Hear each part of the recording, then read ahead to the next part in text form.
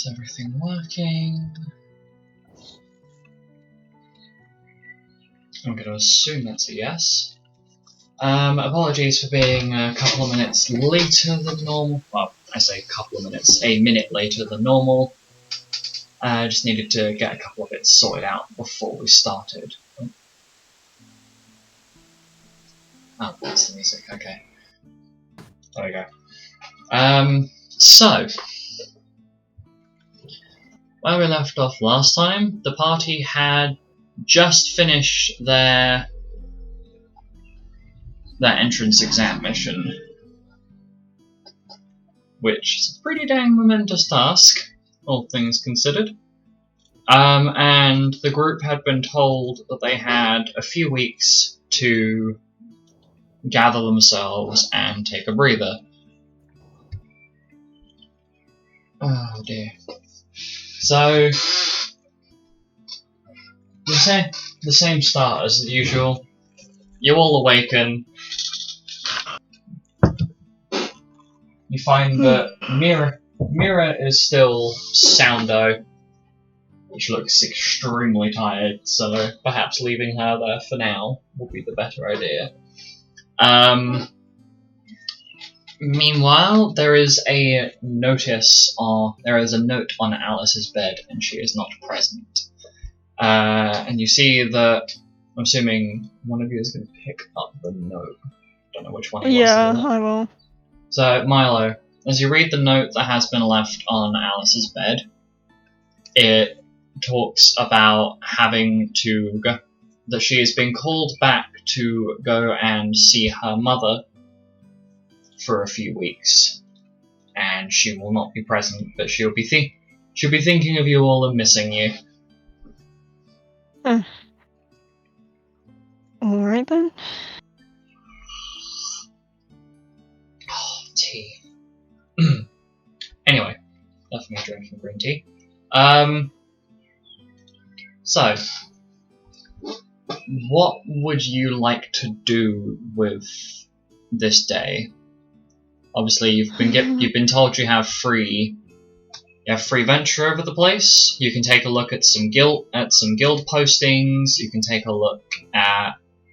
You can actually go and explore the town of Lenfar if you wish. Any sort of thing available to you. I think I'll go explore the town of Lenfar. Are you going on your own, Milo? I will probably drag Carl along if he wishes. Yeah, Carl seems a little bit lost as to what to do. So, Milo and Carl are going into the town. Penton, what are you going to be doing? I'm not sure, to be honest.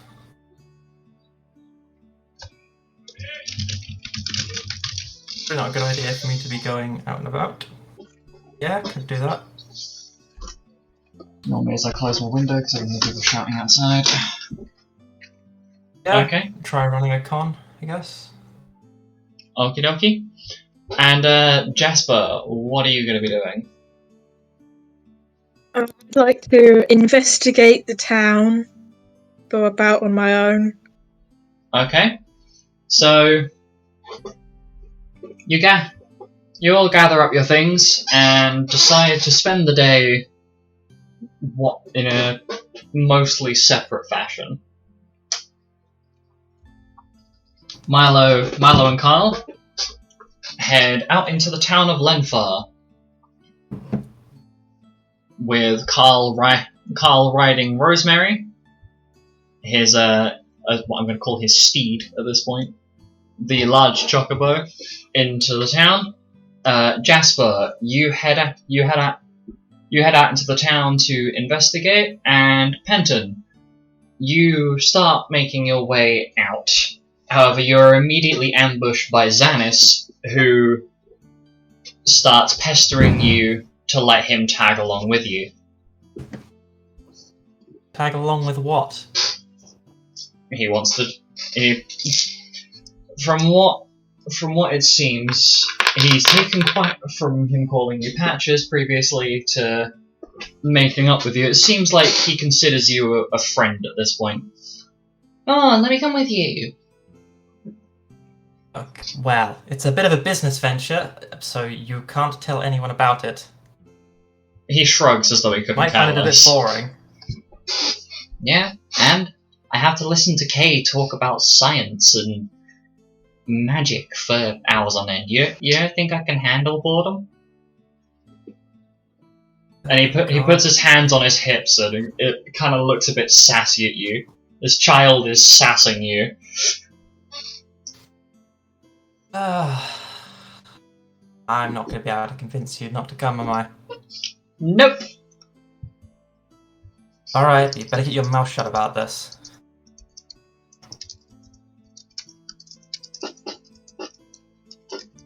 And so, Benton, you now have Xanis tagging along with you. So as you guys move into the town, you notice that Kay and Father Bear don't really seem to be leaving the building, but you guys have got your things that you want to do, so you go off to explore. We'll start with Milo. You and Carl have made your way into the town. Is there anything in particular you'd like to take a look around for, or is it more just a general exploration? I think general explanation to get a lay of the land, because we've never been here before, so... Okay. So as you're venturing around, you find the place is surprisingly pretty. There's lots of nature. A lot of the buildings are more your typical rustic wooden plaster buildings. It seems like there's been a lot of care taken in this place to have the building have a large city that's got plenty of connections, but they've tried to keep the wildlife and the materials they're using relatively local, so it's not like an industrial big location. It's kept small and simple and basic. Do you roll me a perception check for me? Sure.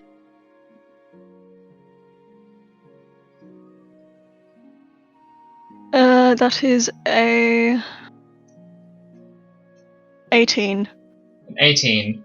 Okay, so as you're wandering around, there's a particular building that seems to catch your, a particular area that seems to catch your eye. And,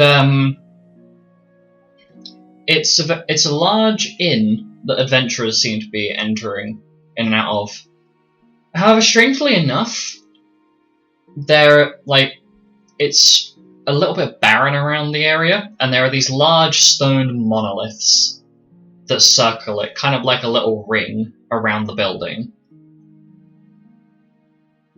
And the name of the building is written in quite sloppy common, but it's called the Shield and Ghost. The Shield and... The Shield and Ghost. Ghost. Okay.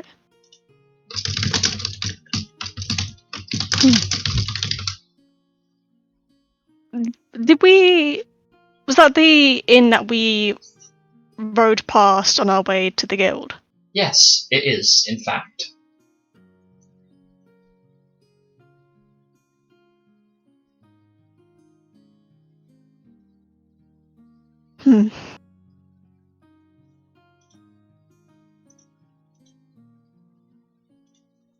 Hey Carl. Yes, brother? I think that's the place we rode past Yes, on our way to the guild. It does seem quite familiar. I'm kind of curious as to why this inn is surrounded by those monoliths. Seems a little bit ominous, don't you think? Very. Well, would you like to go and check it out, or should we carry on exploring? I think carry on exploring for now. Maybe later. He just kind of shrugs and nods in agreement. Are you, sorry, just to clarify for my brain, are you on the back of Rosemary currently? Or are you walking? I was imagining that Milo was probably walking by by Rosemary's side. Yeah, okay. It's just for clarification. So, Carl tugs the reins on Rosemary's reins and you two continue further into the town. As you're wandering, you find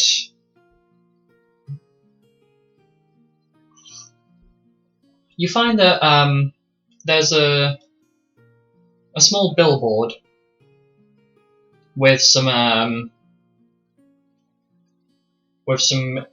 interest, like, you know, your tourism, like interesting places to visit and things like that.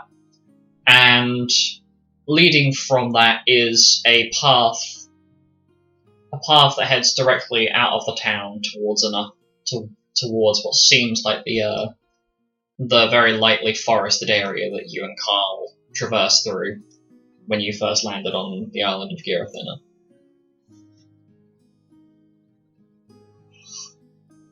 Seems like made our way through. It seems very much like you've got the main center marketplace of the town itself and a whole bunch of different areas. And then the further out from the center of the town you go, the more it seems like more residential areas, so like people's homes, stuff along that line.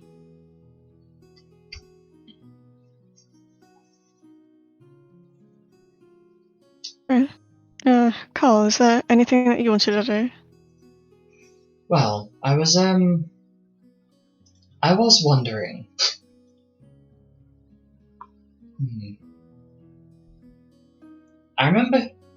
Do you remember when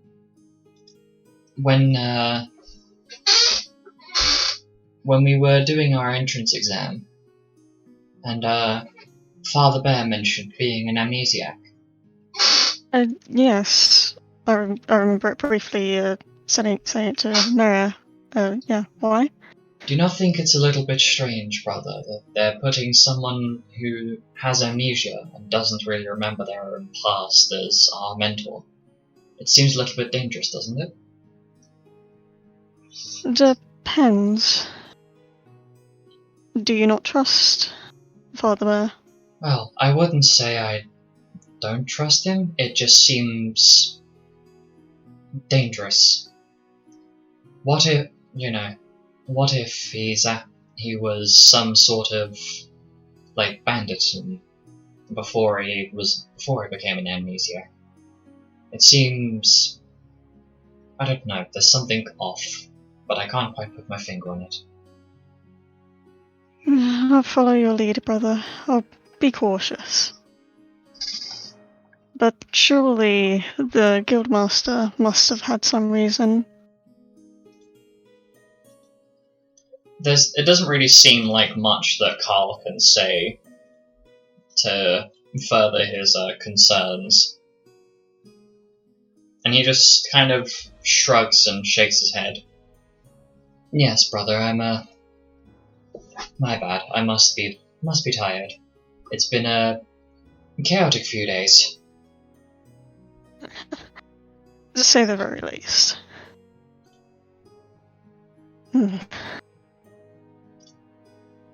So, the two of you continue to explore around. Meanwhile, we will jump over to Penton and Xanis, who are currently heading into a more densely populated area of Lenfar, more towards the marketplace. So as you two arrive, what are you planning to do, Penton? It's called Shell Game? Yeah. So there appear to be some there appear to be a few open areas that you can set up.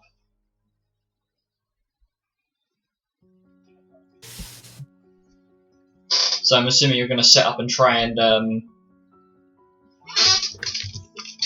start luring people in. Yeah, sure. Okay, so as you set up shop, Xanis kind of sits behind the little like, I guess, booth or small table, if you will.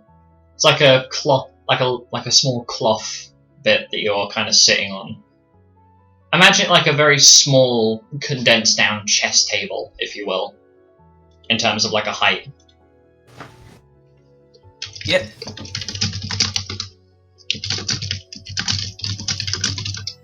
So, I would like you to roll a charisma check for me, please. As you start calling these people in, to see how many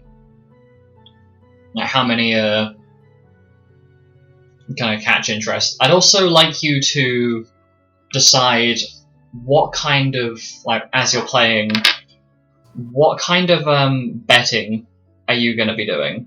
Are you going to be going more for a single guild coin every time someone loses?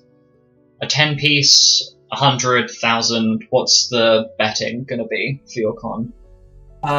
What's the conversion rate again? So it's either one gil piece, 10 gil pieces, 100 gil pieces, or 1,000. So, same as normal. 1 gil, 10 gil, 100, or 1,000.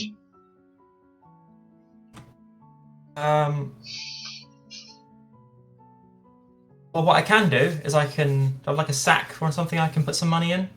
Not have the coin itself be what gets won. Be finding the coin gives you an amount of money. It costs you an amount of money to play. Yes. So you can have, say, I don't know, 50,000 gil, and all it costs you is 100. Yeah. Okay. So for every person that plays, it's a bet of 100 gil, is it? Come one, come all, and win some free money. Any takers? What is your charisma check, please? Let's say unnatural 20. How long are you running this for? I'm assuming... 2 hours, I guess? 2 hours, okay. So, unnatural 20, that's 2 rolls. Oh, okay. It seems like, for the first hour, it doesn't really pick up that much. Out of maybe 100 people in the crowd, you get like 43 total in this marketplace. People, all you have to do is just guess which shell the coin's under. It's that simple.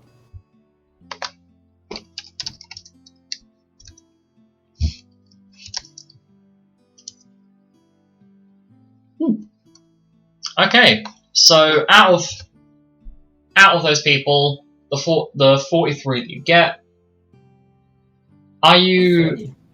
Yeah, the 43 you get in the first hour, as this is a quite busy marketplace. Only,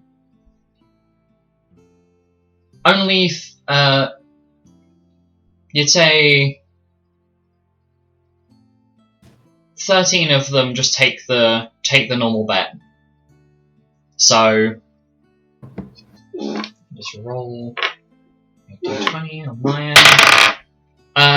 And the vast majority of them fail to pick the correct shell, assuming that you are playing it legitimately. But Yeah. pretty much all of them lose to you. So It's just on my side. So you managed to get a total. You managed to basically con your way into about 4,000 gil, about 100 gil per person. During the second hour, from all the commotion that's coming up, immediately you start getting people coming in. Like, every single person that comes past wants to play. Like, out of 100 people, all of them are trying to join in. So you are getting a pretty big crowd. And you'd say it's about a 50-50 split. Some of them win, some of them lose.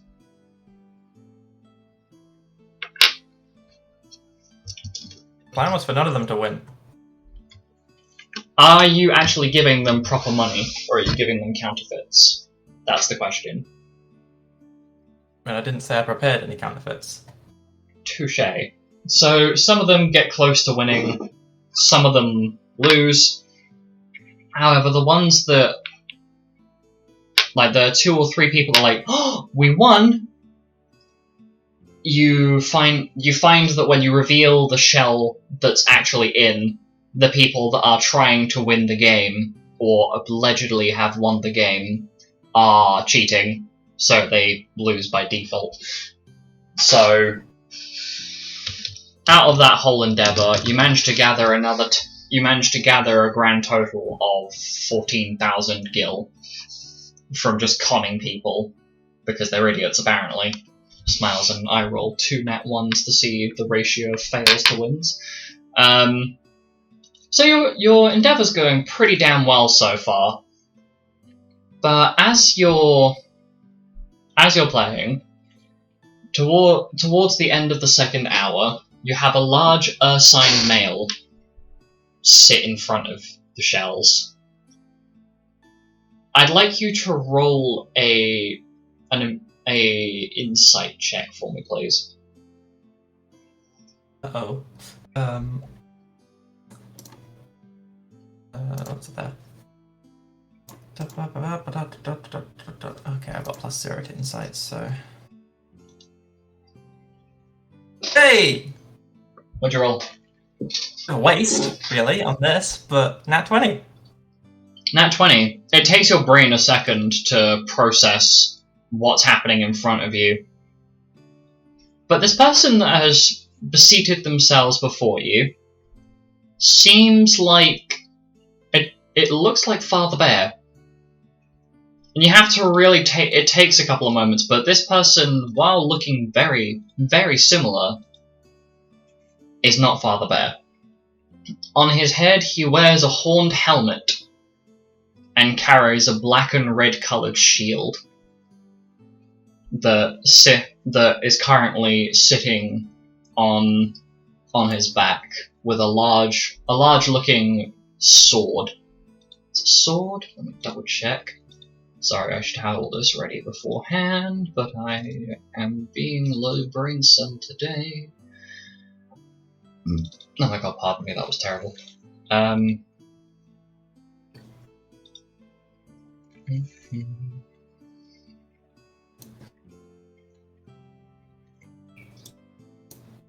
Scroll. I need to find it.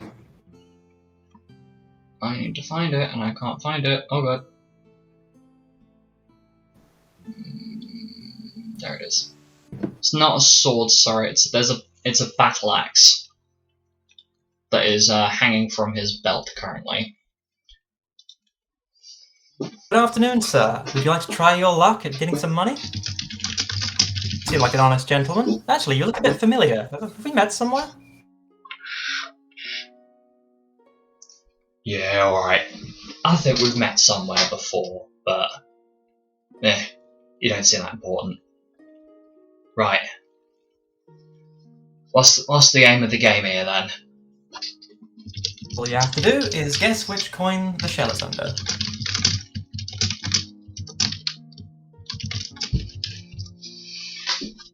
He scowls for a moment.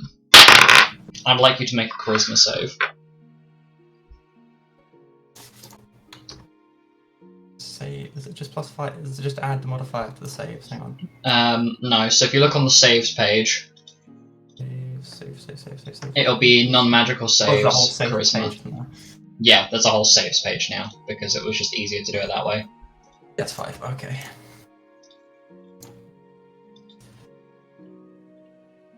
I rolled a 15. I'm starting to think there's something wrong with this dice roller. Why not use your physical dice that I purchased for you, Dad? Too much noise. I rolled a 15 plus 5. So. Touche. Okay, so Another non-natural 20. I rolled a 22, I think it is total. It's either 22 or 23. I can't be asked to look up the specifics. For a sec and see if it comes up, because it's weird how high these are being.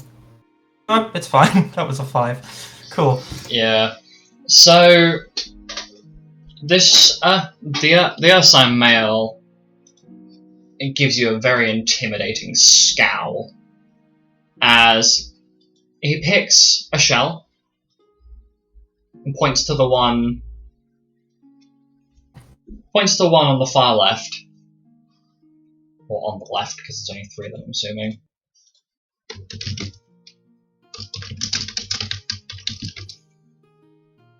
Is that your final answer?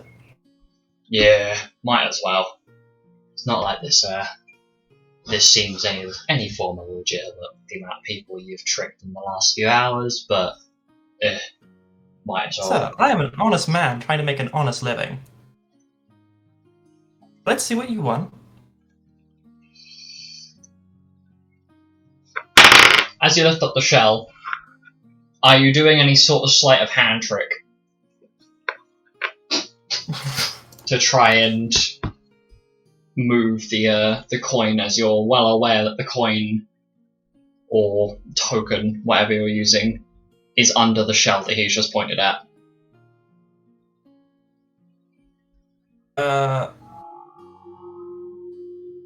I thought they were trick shells. Mm-hmm. I'm assuming.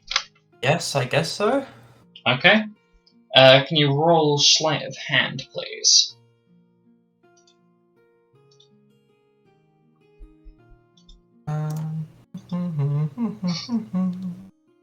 Wow, bloody hell.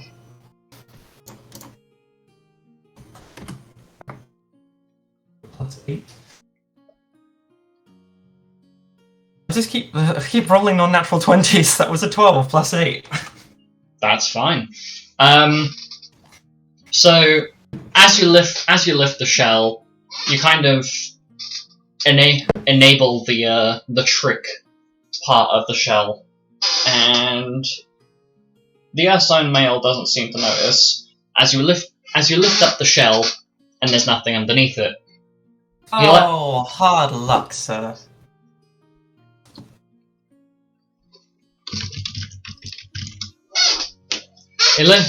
He kind of rolls his eyes and looks at you. Well, that's unfortunate, I guess. Tell me, have you seen someone that looks a bit similar to me? Carries a white and blue shield. Goes by the name of Ursif. Or, sorry, Father, after we went into the clergy. You seen him about? He never told me his name, but I believe I've met someone of that description. We spoke briefly in a bar. I can't remember where it was, though. Sorry. That must be where I think I know you from. Makes sense. Likely story. But...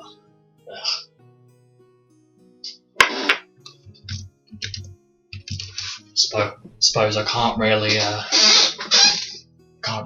rely on information from street rats. Well, if you find him, tell him his brother Mado Pater is looking for him. And he gets up and starts walking away. Will do. Good day, sir. He just gives you the middle finger as he leaves. Can you roll a history check for me?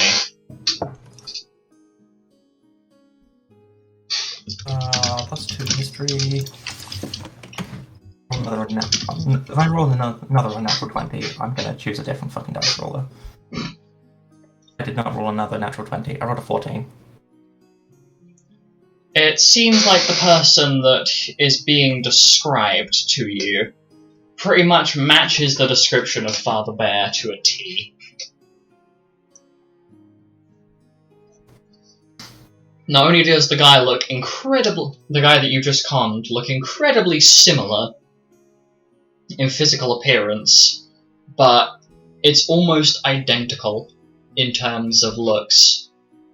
Aside from the man who, except for Mado, looks a bit more what I can only describe as more evil and more gruff looking. Far worse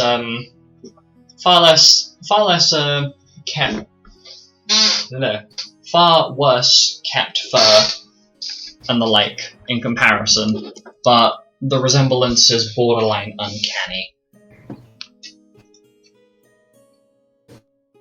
Hey kid, who was that? Assuming you're referring to Xanis. Xanis looks at you, looks at the guy, and just shrugs. Well, I don't know. He looks like Father Bear, but I'm not really sure. Well, he mentioned him by name, so... But Father Bear's called Father Bear. That doesn't make any sense. Anyway, he seems to be looking for him, so... I don't know, I guess you should let him know. I don't trust it. He seems bad. Oh yeah, he seems shifty as hell, but... not my problem. As you say that, Xanis smiles and from behind him pulls out a small coin pouch. Well, while you were busy talking to him, I did a little bit of work. You sly dog. Huh. I'm starting to like you, kid. It's Xanis, not kid. And he kind of growls at you a little You bit. can call me Patches, I can call you kid. He rolls his eyes at you and shrugs. And presents to you the pouch. You can open it. I'm not really interested. I'm just here to practice. I've got to make sure that what Papa Wolf taught me is still good and proper. And he has a little grin on his face before he seems to almost vanish back into the crowd again. How much is in the purse? Coin purse? There is, whatever. as you open the coin pouch, there is nothing inside of it in terms of coin. There is, however, what looks like bloody pieces of ripped off fur, and very messily scrawled writing on a note. What the fuck is this? It seems to be written in Celestial, of all things. However, the only reason you guess that is, it's a very, very, very unique type of writing style in terms of how it looks. And also because, from your history, someone that you used to have a connection with was very interested in Celestial writings. So, it's mildly familiar. But I can't read it. Oh god, no. Just because you've seen it before doesn't necessarily mean that you actually understand it.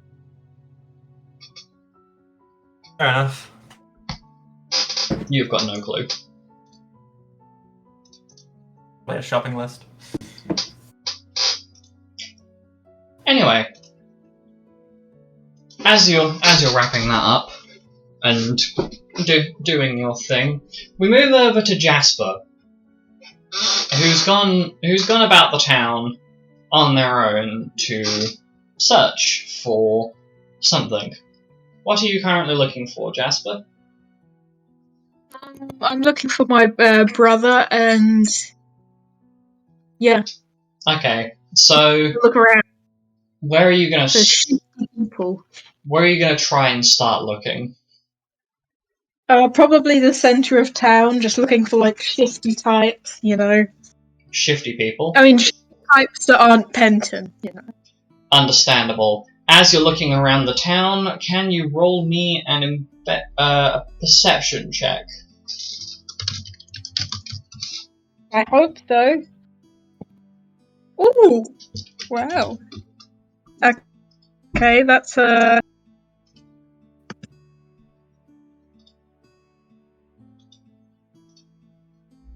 How would it... Social? Yep, it'll be Yes. in social. Ooh. That's a 23. Okay, so you end up having to move a little bit further away from, like, I'm assuming as you move past, you spot Penton just minding his own business and conning people, and you start moving further down the crowd, and you see a very, very shifty-looking character wearing heavy-set black robes that seem to almost take. They almost seem. It almost makes the person seem like they're entirely made of robes. Like, that's how much cloth there is. And it masks their entire appearance with ease. And they are moving away from the crowd. It seems as though they've just come out of one of the nearby establishments and are heading towards the exit of the town. Okay, I would like to carefully follow them. Roll stealth. Stealthily, yeah. I don't think I'm very... Ooh. That's a 10. Okay, so you kind of get close, but yeah, after a little while, you kind of end up giving yourself away by accident. You end up kicking a rock that very inconveniently bounces right underneath this person's robe, and they turn to confront you. Alright, and what might you be looking at, pretty boy? What do you want? You can't see this person's face. Do I recognise them? No. It seems as though their entire face is covered, and all you can see is a pair of bright-coloured eyes sticking out from underneath the hood.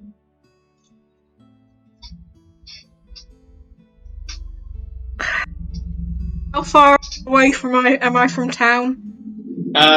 You'd say it's about. If you were to start sprinting full speed back towards the town, it would only take you a few minutes, but you're like towards the outskirts of the residential areas. Well, speak up. What are you following me for? I'd like you to roll another perception check that's smell-based. Oh, a smell-based perception check. Oh. 11? 11. Yeah, that's a success. This guy absolutely reeks of death. We're talking, like, rotting.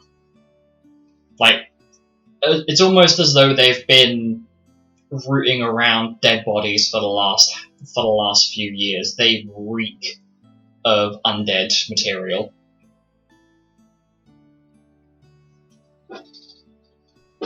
And they are still waiting for you to give them a response. Just walking around like anyone else. Roll deception. That was so bad. I think if I was... Oh. That's a 2. A 2. Mm-hmm. A 2. As you go to respond, your voice gets caught in your throat, and you get really flustered. However, a very quiet and familiar voice seems to cut through. Oh, there you are. Jasper, hurry up, back this way. I'm sorry, sir. I don't intend for my friend here to be a bother. And you turn slightly to see the little form of Kay standing next to you, looking at you mildly annoyed, as if you'd wandered off when you were in the middle of an errand. The robed figure seems to scowl at the child that has just appeared, and pulls out a photo, or I wouldn't call it a photo, it's more of a painting. Don't suppose you've seen this person, have you? And as you look at the photo, you realise, as you look at this sketch / painting, the physical features almost exactly match Penton.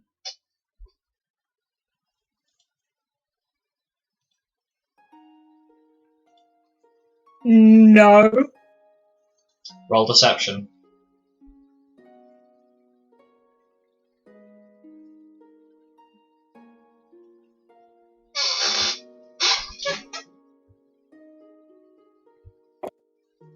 What did you roll?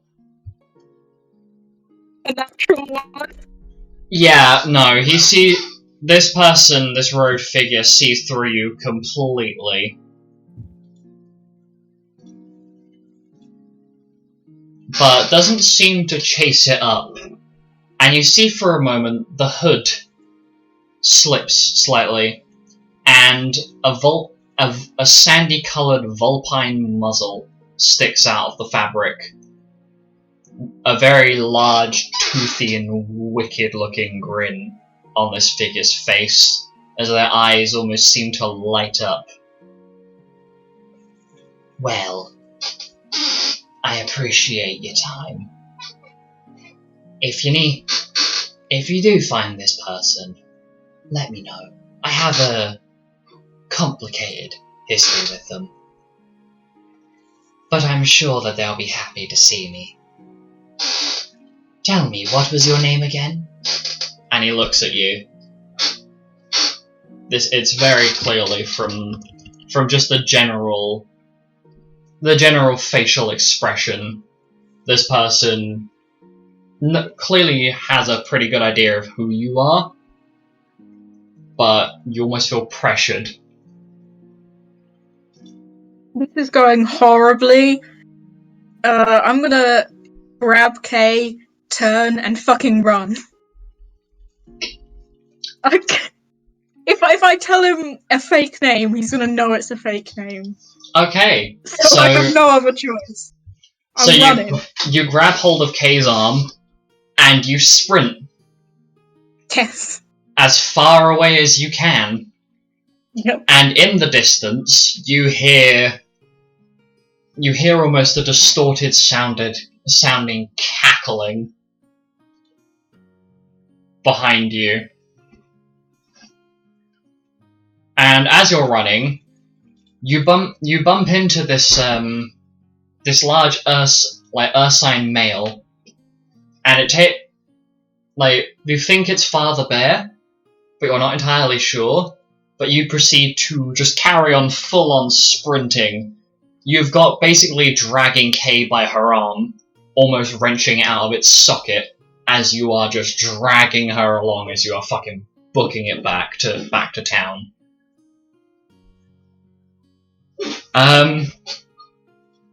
Penton, I'd like you to roll a perception check to see if you see Jasper full speed booking it through the town.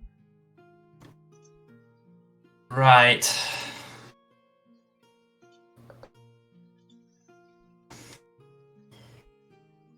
That'd be pretty hard to miss to get advantage on this. It's very, very busy. Like it's nothing short. Pardon? 10. 10? Yes. Okay. No. You see like people parting and some annoyed shouting, but you just assume it's like the neighborhood children being annoying or something. However, ignore my voice crack. Xanis walks up to you, having re-emerged from vanishing in this crowd. Anton, was that Mirror and Kay? Mirror and Kay? No. Jasper and Kay. But why are they sprinting? Who knows? It's not our problem.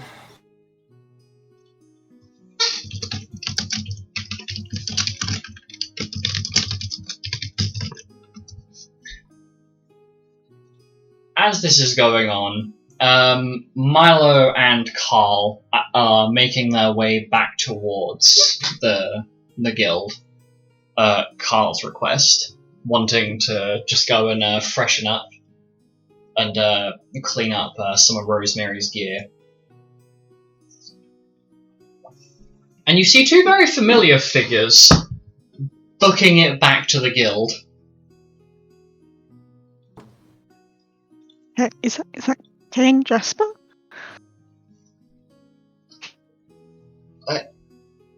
Brother, please tell me I'm not seeing what I think I'm seeing. Is Jasper dragging that poor girl by her arm? Yes. Milo's going to jog on it over. Carl, full force, whips the reins on Rosemary, and Rosemary starts sprinting directly at Jasper and Kay, blocking their path back towards the guild. And Milo, you just about manage to catch up as Carl dismounts. Jasper, Kay, what are you two doing? Running. From what? Either way, I don't think it's a good idea that you've been pulling on Kay's arm this entire time. Have you ever thought about what she was feeling? It was important. Okay. Important? Are you still holding on to Kay at this point, Jasper, or have you let go? No, I'll let go. As you let go, you can see Kay's arm kind of droops a little bit. And it's clear that her arm is dislocated, either at the you can't tell whether it's at the elbow or the shoulder, but the force at which she's being dragged and pulled has been enough to pop something out of place. And she's... Hey, Milo, can you help her? Jasper, go. Jasper, go. Okay, Leave. I'm going. Okay, sorry. Okay. Hey, would you like some help in resetting that? Kay looks at Milo, and she seems a little bit red in the face, looks at Carl, and just kind of rolls her eyes. I am more than capable of looking after my own injuries. I appreciate the offer, though. And in a rather awkward moment, she seems to start trying to push the joint back into its place, but it's very clear that she does not have the physical strength to do so. Here, let me help. It seems you're struggling slightly. Roll a medicine check, please, to see whether you manage to sort it out, or whether you make it worse. Oh, my dice cocked. God damn it.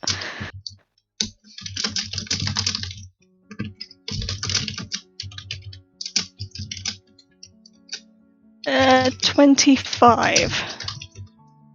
25, yeah, that definitely does it. You manage to pop Kay's arm back into its socket, and there are a couple of tears in her eyes, but she seems to be okay.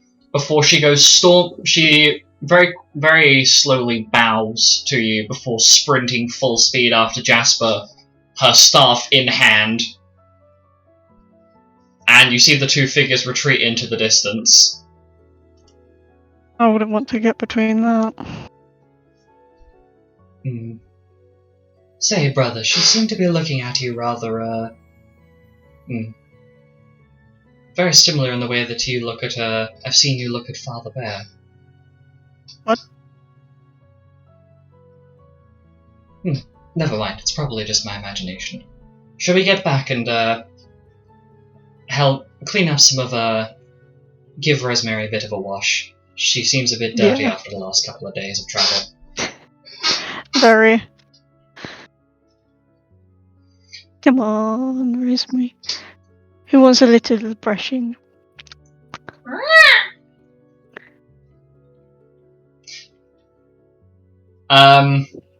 Meanwhile, back at the guild, Mira has finally rolled out of bed, and you bear witness to Jasper being chased down a hallway by Kay holding her staff, and Father Bear does not seem to be present. It appears that Xanis and Penton are not at the guild, and you can see out of your guild room's window that Milo and Carl are coming back with Rosemary. Oh my goodness. I never thought if I just overstepped for a bit that everyone would be having such a fiasco.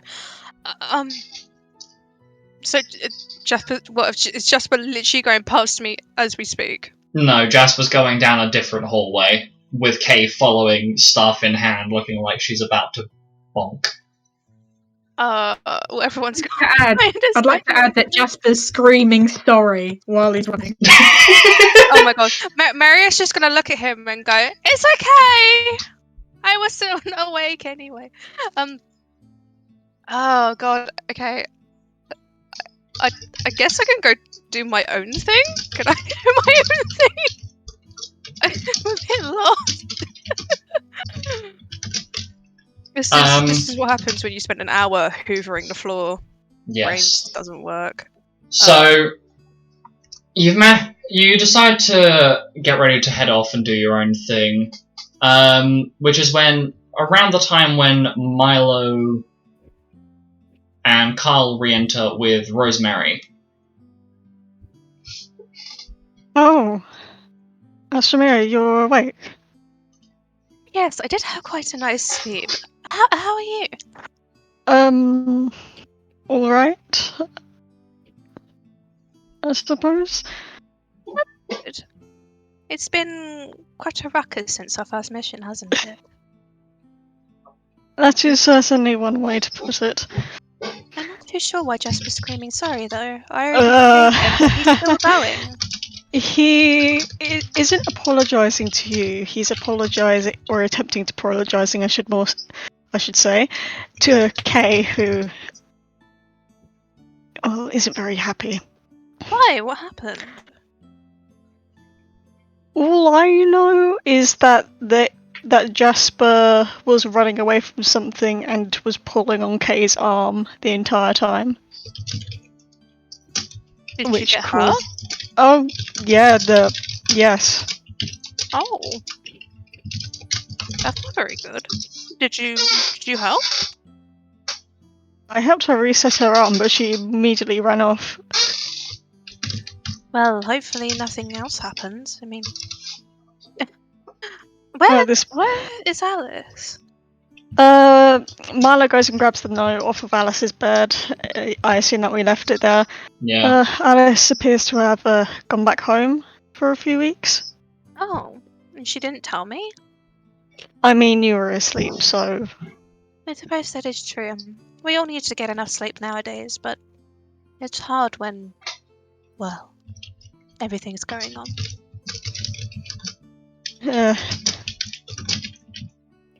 I suppose. I mean, getting enough sleep is good and all. You know, But- my mother used to have a lot of problems sleeping, but only when it came to hammocks. She never quite got used to it. Okay then.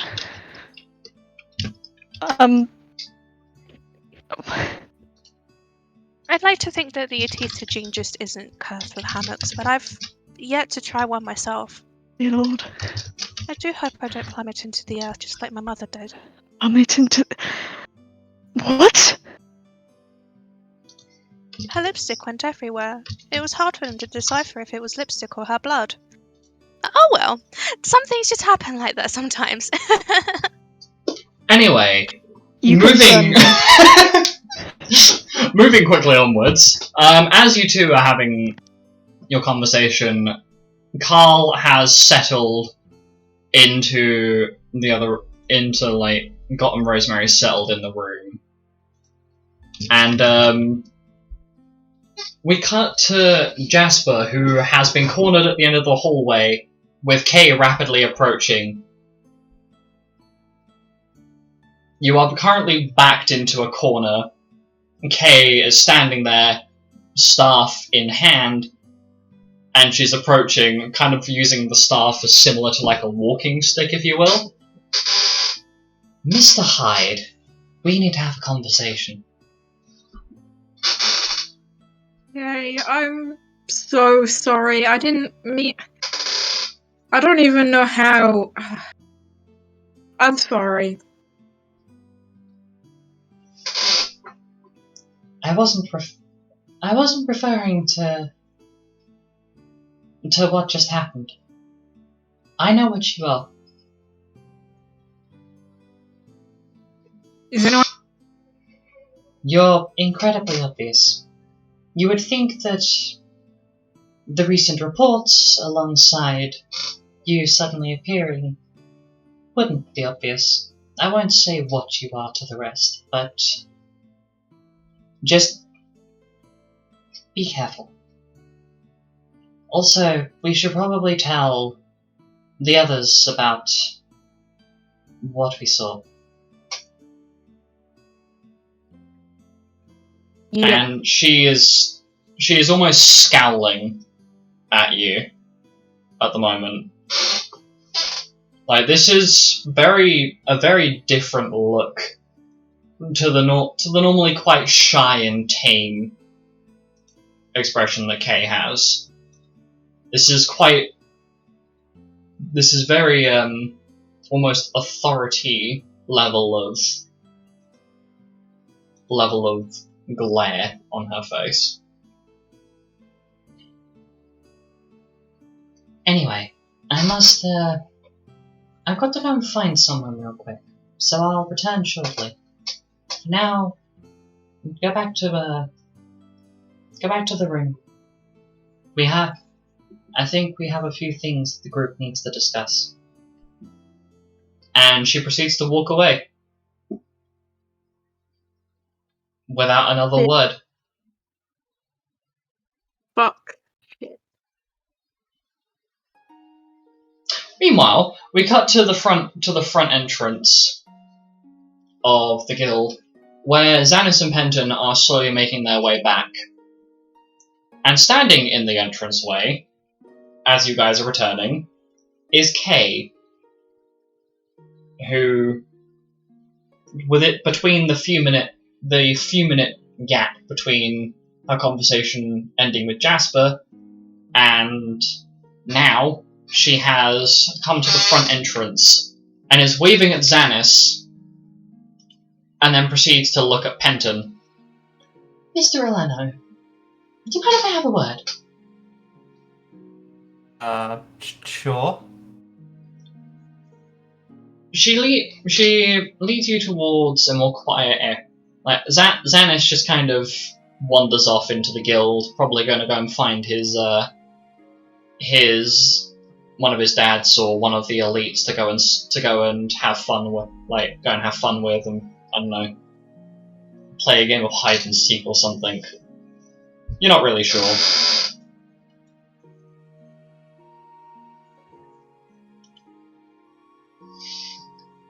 She leads you to a more quiet room, the library, towards more the back section of it, before she turns. You've been out conning people, haven't you? What do you mean? That's absolute nonsense. I've been out on a business venture. Mr. Oleno, I'm not an idiot. I would appreciate if you didn't insult my intelligence. I know what you are. I know what you are. I know who you are.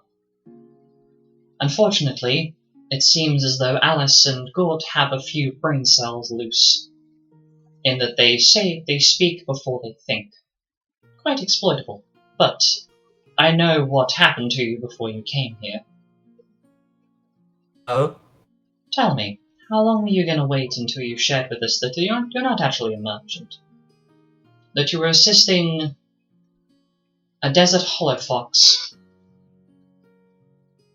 You were assisting someone who is proactively, who is an active criminal. I was thinking about it. Don't lie to me, Mr. Lunannon. You won't. Now, if you want me to keep my mouth shut and not expose you for the street rat that you are to everyone else, I'm going to require a cut of the money that you con people out of. What? You heard me. You will give me a percentage of the money that you con people out of that I can then give to a good cause that isn't your pocket. Fail to do that, and I expose you. I knew you'd be difficult. She smirks with an almost devilish grin on her face. Well, In fact, I was waiting for this. well, I'm glad that we could come to something more agreeable. You see, the funny thing is, I already know what you are, and I know what you worked with. How the Guildmaster ever got past his partner, that you were assisting one of the enemy, I will never know. But you will give me the money every single time you run a con, so I can give it to the people who need it, rather than the person who wants it. And who would that be? Not you. To phrase it simply, I'll be giving it to the people that require it, like those that live in slums on Tenpure. You know, the people that are getting experimented on. Unlike you, who seems to have it quite nice, considering that only a few weeks ago you were being beaten to death in a forest. So, you might not respect my choice, but I would quite frankly prefer it if I know the money that you are extorting from people is going somewhere that's going to be useful, rather than in your pocket where it'll likely get spent on pointless things. Know your price. She has a big grin on her face. I want 40%. 40%! She grins once again. Well, I sincerely hope you are joking. I'm not. And you'll know I'm not joking the moment that I inform the Guildmaster's partner that you have not only been working with the Desert Hollow Fox, but you're also slowly corrupting their son. I saw you He's two. gonna look her right in the eyes and try and read her to see if she would actually do it or not. Roll insight.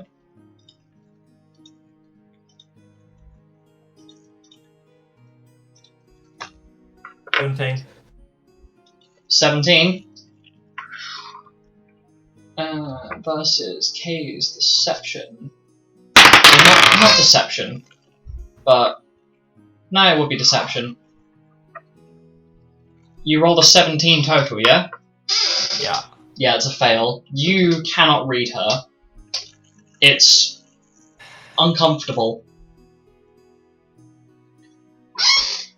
Sergeant will be so proud right now.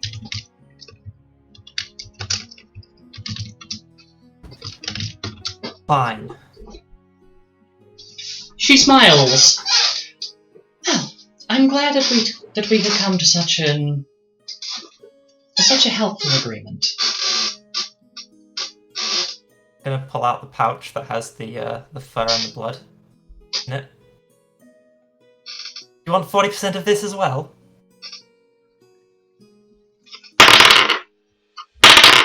That was a nat 20 and a 13, so that is a 27 total. She sniffs the air, and then her nose wrinkles up, as she can smell the blood from that's on the fur in that pouch. She snatches the pouch from you, opens it, and recoils a little bit in horror before taking out the note and That is today's haul. Some Ursine fellow came along and gave it to me. We thought it was money, but he seemed to know Father Bear. Said he was his brother. Her eyes widen in panic as you mention this. I'll be taking my 40% from you later, because I know that's not all of the money. But quite frankly, this is more important. She grabs you by the wrist and starts dragging you with her back to the guild room. After a few minutes, you're all gathered in one space.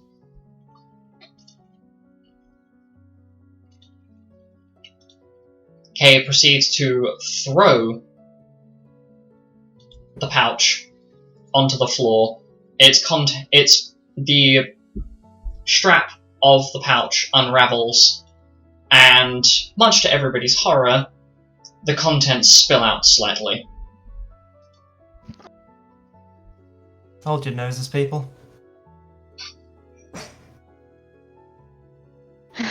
Father Bear, who is now sitting in the room, seems a little bit confused.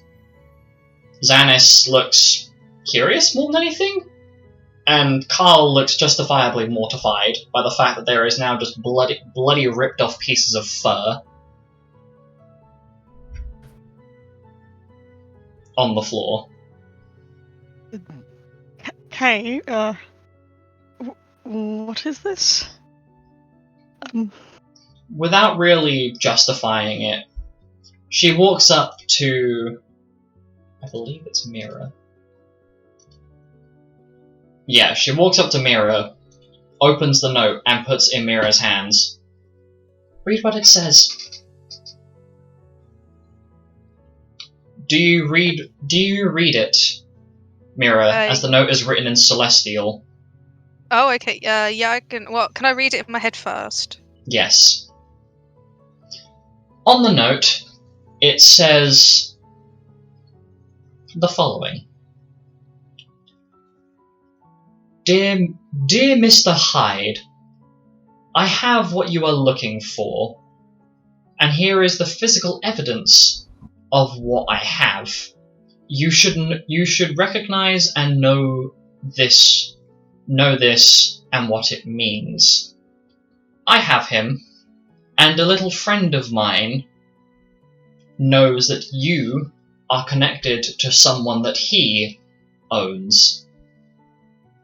Come to me with even a slightest handful of this person's fur, and I will give you the person that you are seeking.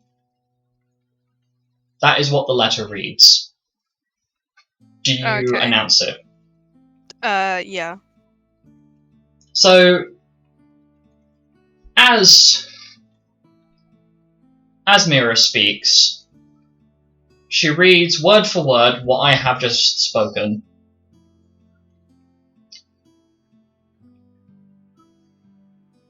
Pretty much all eyes are on Jasper right now. Or I am assuming anyway. I can tell you that Definitely. I can tell you Kay is laser focused on Jasper right now. Carl seems more concerned, but is trying to hold a more neutral gaze. And Xanis is currently sitting on the floor in front of the open pouch and is sniffing just above it, and doesn't really seem to be staring at Jasper, but is more seems to have a more investigative look on his face. So, what is it, Jasper? I mean, this certainly seems quite peculiar, don't you think?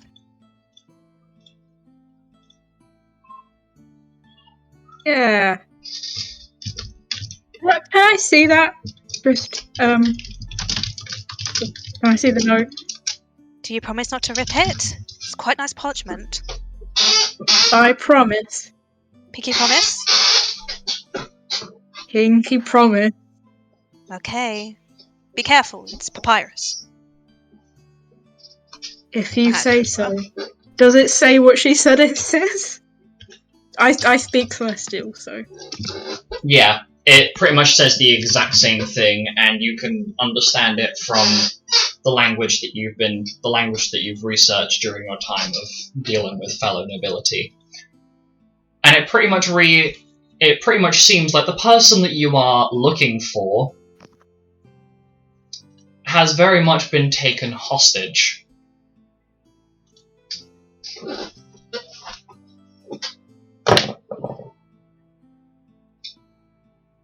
How do you react, Jasper?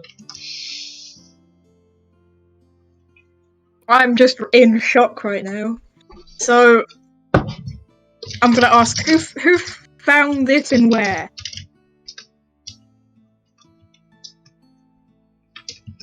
Like, how did it get here?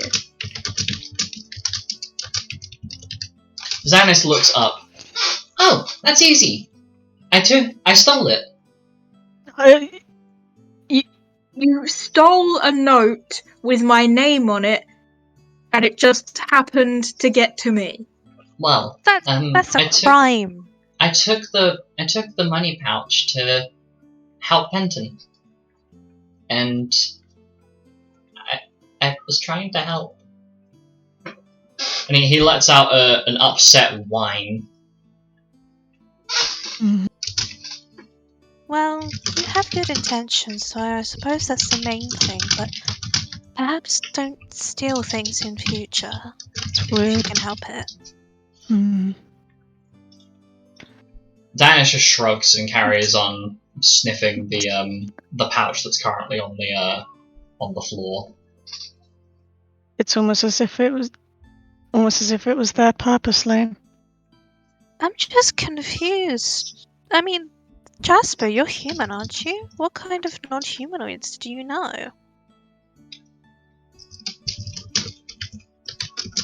Especially this kind of fur, it's strange.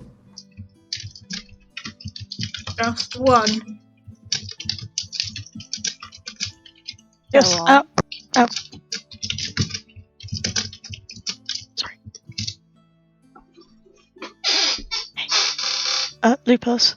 Mm-hmm. Can I look at the fur to see if it's Yeah. got any recognizable patterns? Certainly. Sorry, my brain went kaput for a second there. Go ahead. Is that perception then? It would be either a medicine or nature check, depending on what you're looking for. If you're looking for any recognizable patterns in comparison to animals or other races, then it would be nature. Okay, nature then. 23. Okay. 23.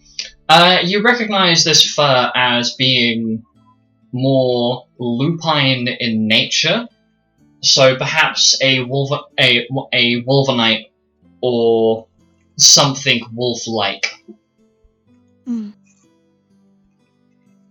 If you want, you can roll a medicine check to see if you can recognize any methods of which this fur was removed from its initial... Yeah, I'll do that. Okay? Not sniff Roll it. medicine. 19. 19, okay. Mira, you need to roll a perception check, followed by a constitution save. Will do. Milo, the results of your medicine check, it seems as though something rather large has been used to cleave this fur off of its victim. Whatever it is, it's very uneven. Carl, Did you moves say over. Constitution? Yep, because you're sniffing blood. You're sniffing congealed blood. Okay, I have my results. Okay. Carl's gonna move over and roll a history check. That's a unnatural 20, sexy 19 plus 1, dab. And Carl looks to Milo.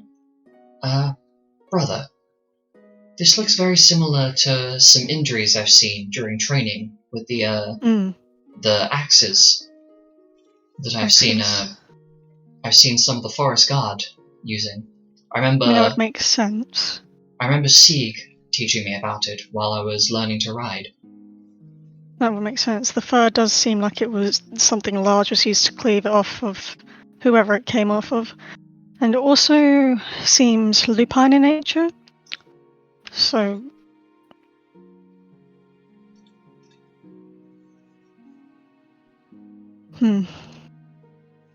Maybe a wolf or a wolvenite?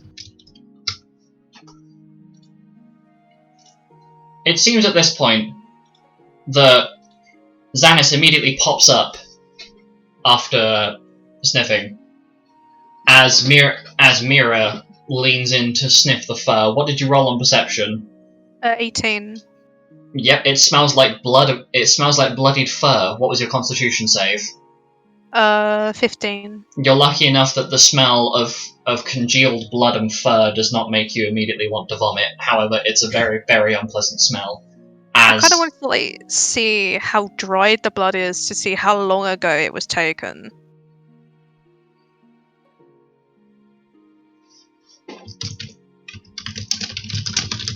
That'd probably be investigation, I guess.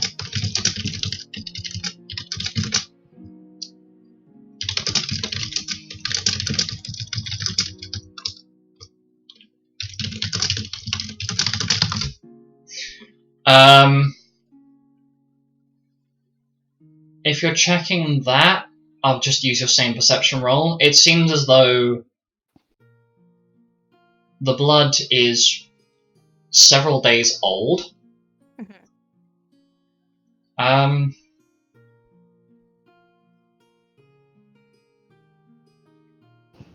Would have been the 7th day.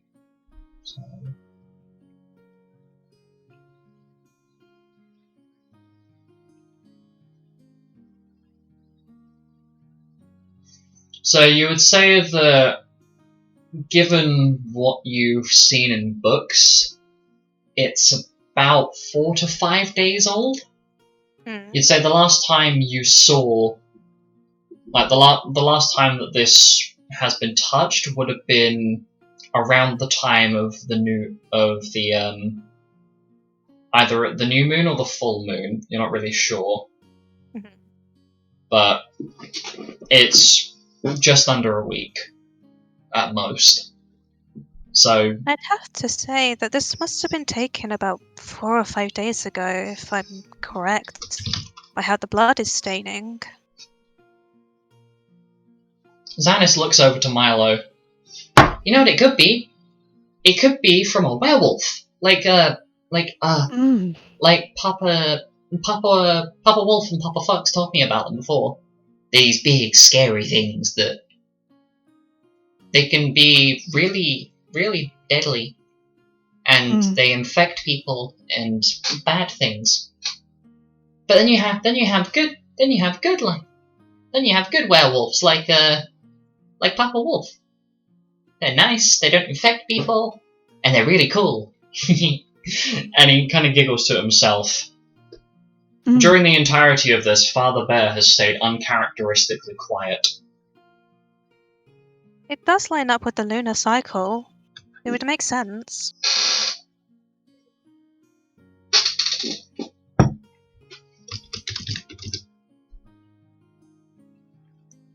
During this whole thing, Kay looks at Penton and then at Father Bear. You two seem incredibly quiet. Are you not shocked by the fact that there's bloody fur all over the floor? And that someone is clearly having a ransom note? Nothing? I didn't know what was on the note, but I was the one given the pouch, so that shock's already passed.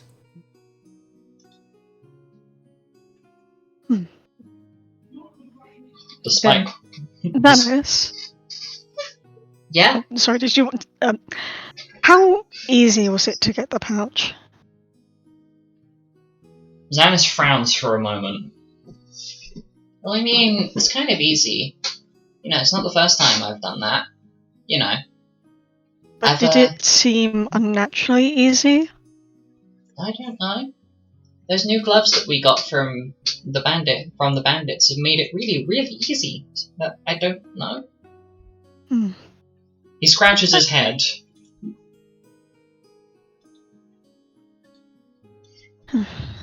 It's weird because whoever had this on them obviously knew where Jasper was. Or at least their replication. Kay looks at Jasper.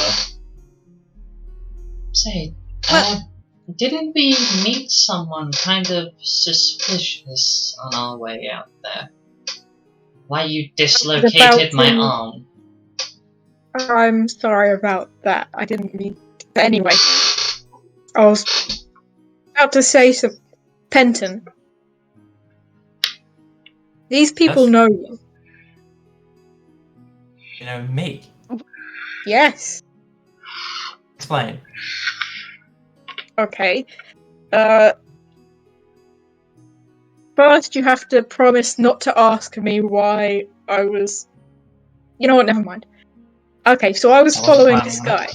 Pinky promise? Following this guy. Don't ask why. I am not as stealthy as I would like to be. Right. And he turned around and was all scary. And then he showed me a picture of you, a drawing of you. And said, do you... Yes, and said, do you know this person? And I said no. What did he look like? He was scary and also very covered in just like clothes. I don't. It would help if you said what race he was. That would be a good start. Any skin or fur that was possibly exposed? What race was he? I think, if I recall from listening to the confrontation, his muzzle got exposed momentarily. Yeah, just to pop in and remind you, from what little was exposed of this person from underneath the heavy robes they had was a sandy-coloured muzzle. So you know that whatever race it was, the fur on the nose and around the mouth was like sandy tan coloured. And carry on. Well, he had fur, so so that narrows it down. Any colour? Like sandy, yellowy, tan.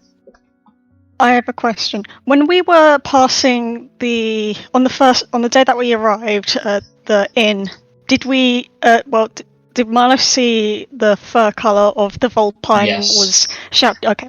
Yes, the Vulpine male that Milo saw at the very beginning on their way in also had sandy-coloured fur. My god, it all fucking connects. Oh my god. I think I remember seeing someone like that when we arrived in the... I'm going back to my notes because I've already forgotten the name of the tavern. The Shield and Ghost. There was a sandy-furred Vulpine male, I think, holding some paper towards someone and shouting about something. I think they were trying to find someone, and well, I guess at this point it was probably you, Penton. Right. They are an ex-associate that I fell out with pretty severely. But yes, Insight I know check. who you're referring to. Can I roll an insight check? Roll insight. Can I also roll an insight check? Yep. You may roll insight. Yep. Here has so many friends. Well, I'm a merchant. I've met a lot of people. Shit roll. I'm definitely not. Okay. So Milo Oh my god, and can I not Jasper. throw it out of the tray? I got a 16. Wasn't very good. Yeah, Um, 10. Against what did you roll for deception, Penton? 23. Yeah, both of you don't like. You're both suspicious, but you can't completely put your finger on what it is. Clinton has a +7 to perception. Oh, fuck you. I wish I had a plus anything. I just needed to roll a bit higher.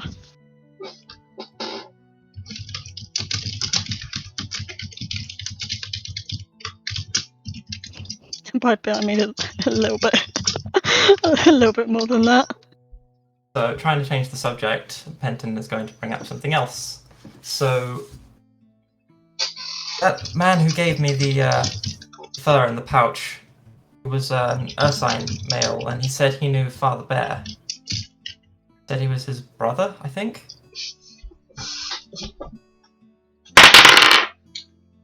At this, Father Bear's expression seems to go very hazy. It's almost as though the man is slowly has started disassociating and is completely ignoring everything that is happening around him right now.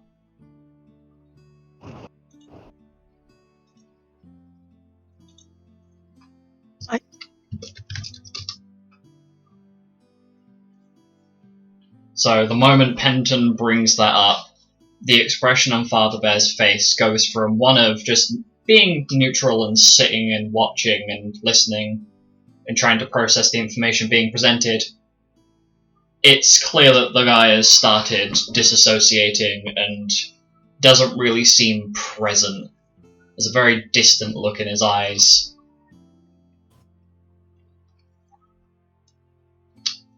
Without a word, he proceeds to stand up and leave the room. Is he okay? I presume they don't have a very good relationship. I feel bad for him. It's certainly not like him to behave like this. Both Xanis and Kay are still sitting in the room. Neither of them attempts to chase after Father Bear. They both stay in the room. Since we don't have many leads, perhaps we should tell Godfather that this has happened.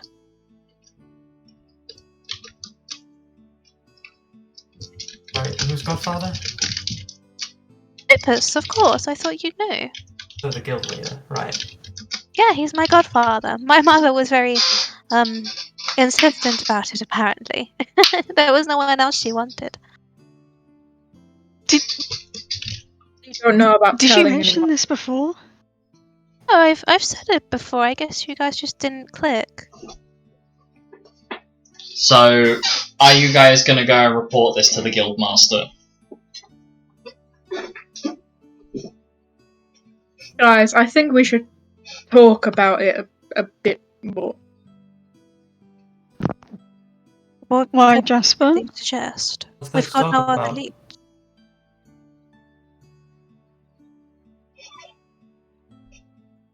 Wait, what did you say, Pinton? So what's there to talk about? Well, I mean, I suppose who Jasper is supposed to be, what was it, finding and bringing to these people in return for someone that they have. I think But, it's pretty I obvious who it's supposed to be. Well, then tell us. You said you know who it is. That would be a big help. Well, it's probably Penton. Xanis looks at Jasper. No, Am I wrong? No, you idiot. He's talking about the person that you're looking for, not the one that they're looking for. It's obvious that Patches is the one they're looking for. Who are you looking for?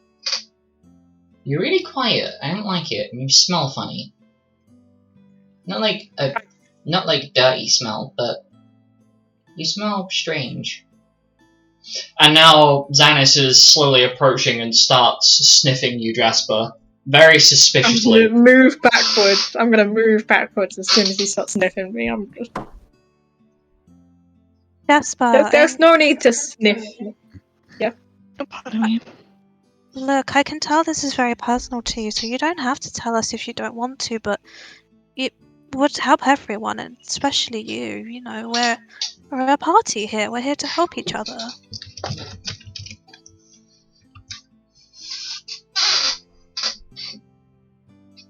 I am looking for my brother. Oh? All brothers, huh?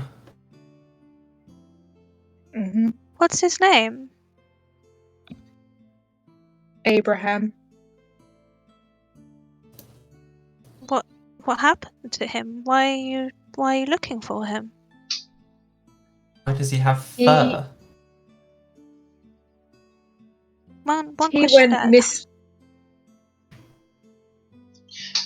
missing a couple years ago, and I've been following him for the last couple of weeks. It almost seems as though Kay kind of butts in at the end of Jasper's sentence. Anyway, we should be focusing on actually dealing with the problem. I don't know if you've noticed, but Father Bear has gone and he's not come back. We should go and tell the Guildmaster or someone above us in rank what's happening. I agree. They'll probably know a lot more than we will. It seems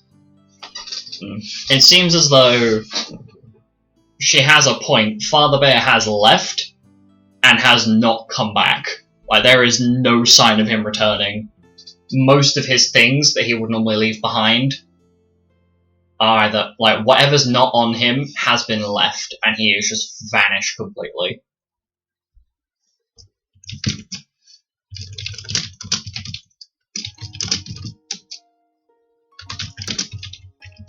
So, what are you doing? Are you going to go and tell the Guildmaster, or are you going to try and delve into this on your own? Perhaps half of us should go look for Father Bear and half of us should go tell Godfather.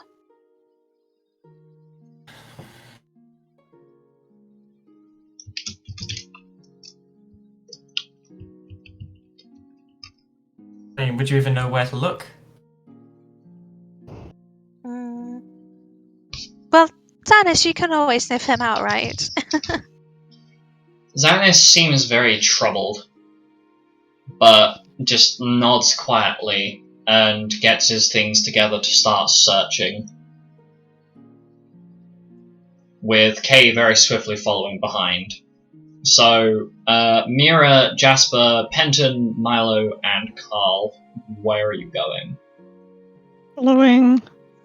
Well, So- Mallow will follow after Kay and Xanis. Okay, so Okay.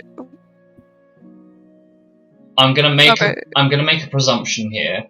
I'm gonna assume that Mira, Jasper, and Penton are the ones that are gonna go and inform the Guildmaster, while Yeah. Xanis, Kay, Milo, and Carl are gonna go and look for Father Bear. Good to me. Yeah, that sounds sensible. Okay. I thought I had a good read of the room, so I thought I'd jump in and go. I'm assuming this. I'm assuming, and you'd be completely correct. Ha! It's like I know my players. Holy shit. Wow! Any- Oh my anyway. gosh, that's so good. Totally. Anyway, so Milo, can you go on mute? Those of you that are going to the Guildmaster, can you go on mute, please? So the group that is leaving the guild to go and find Father Bear, keep in mind it's starting to get relatively late, so you'd say it's about 6 or 7 in the evening, around this point. Mira, Jasper, and Penton, you arrive outside of the Guildmaster's office.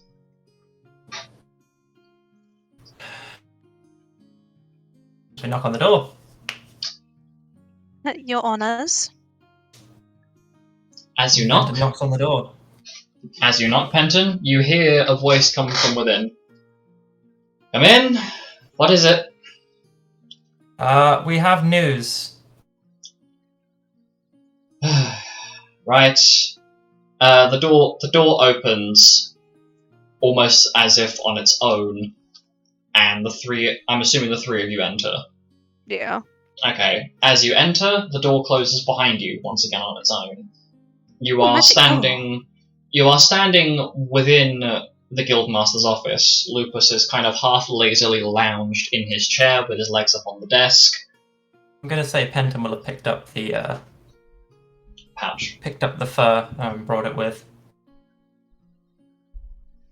Okay. And I'm the last person who held the notes. I've got it in hand. Yeah. Lupus looks at the three of you. What is it? It's getting late. I was in town with Xanis, and an Ursine gentleman came up to me and gave me this. Lupus takes his legs off of the table and sits up. Yes, what did you get hold of? Is it still in the pouch, or is it? It's still in the... fur? I'm assuming it's in the pouch, otherwise it would look very suspicious you walking around with what looks like wolf place fur. the pouch on the desk, I guess. Lupus opens the pouch, looks at it, closes the pouch, puts it back in front of where Penton is standing at the table. Yes, this is pretty familiar. Right. I can recognize the scent of who In it this is. pouch, there was a note. Mm-hmm. A Yes. gesture to Jasper. Lupus looks at Jasper. I'll hand him the note. Do you read Celestial or? Lupus shakes his head.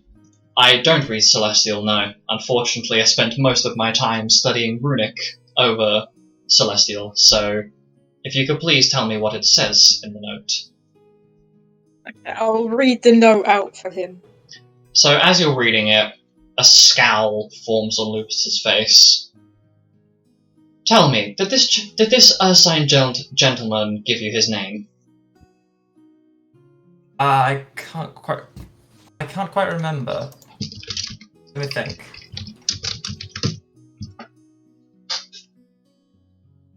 He said his name was Mado Pater. He said he knew Father Bear. He said he was his brother.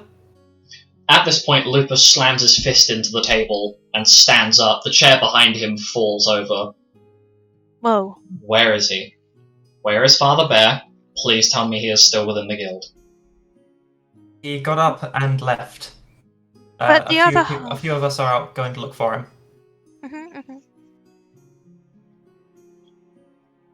This almost strangely out of character. There is a look of, dare I say, it looks like a mild amount of worry and fear in Lupus's face. Godfather, you've gone pale. What's wrong? You hear him quietly mutter. Do you guys want to roll a perception check to see if you hear what he mutters? Yep, okay. 23. That's a success. Mira, you hear him mutter under his breath, Asif's not going to like this, before looking to the group.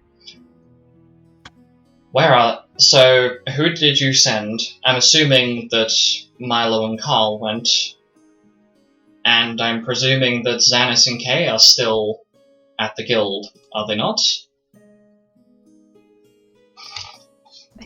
I think they went with them. Yeah, everyone else went after Father Yeah, Bear. we split into two parties. Lupus immediately scowls. You're telling me you sent two children, one of which has extremely hyperactive tendencies. A young girl who is barely able to physically defend herself, a medic, and someone on a bird, out into the town at night to go and find your mentor, rather than all of you coming to find me so we could get the guild to search for him. In our defense, they left before we could stop them. Yeah, to be fair, it's a big bird, so I think we'll be fine. Lupus gets up, and from the wall, it seems almost strange, but there are a few weapons on the wall. A large, almost monstrous-looking greatsword, a very elegant-looking rapier that seems to have the Sleeping Wolves symbol as part of its hilt. And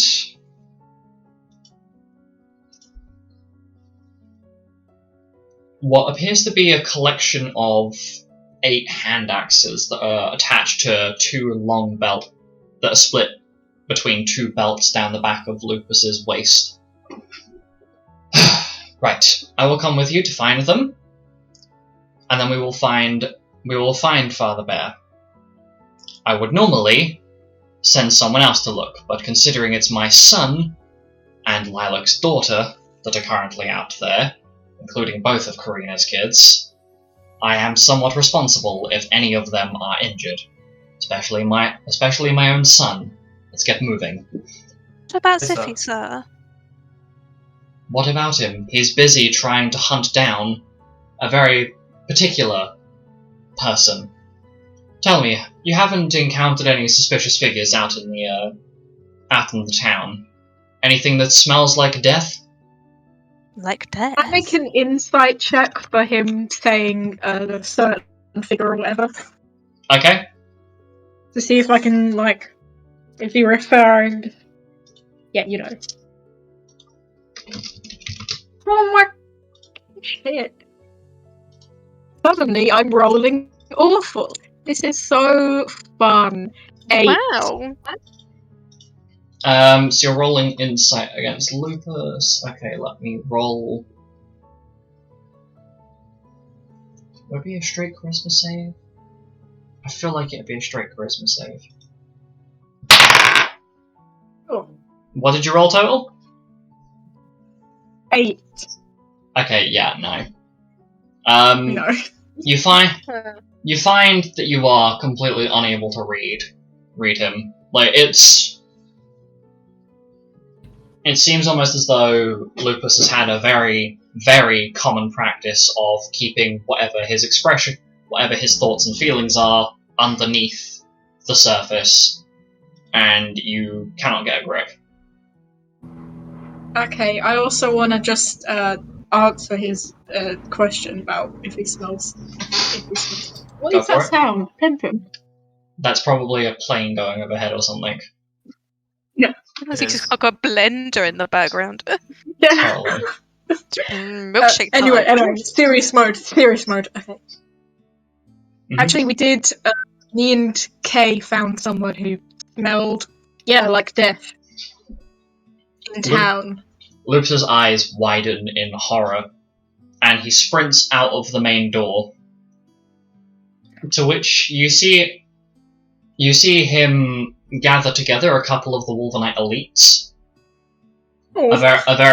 Two very familiar-looking faces in Lycus and Chrysilla, and a third figure that is not very familiar. She seems rather slim in terms of build, but it's more of a lithe build. She appears to be very dexterous, and she could definitely punch you into next week. But there's almost something slim and sexual about her. Potentially the clothing, potentially the fact that she looks like some sort of seductive cloth dancer or ribbon dancer of sorts. And the three of these 3 elites, after listening to Lupus speak, scatter with some degree of urgency before Lupus turns back to the rest of you. The 3 of you are to stick together. Go out into the town, find them. And Lupus sprints out of the front door.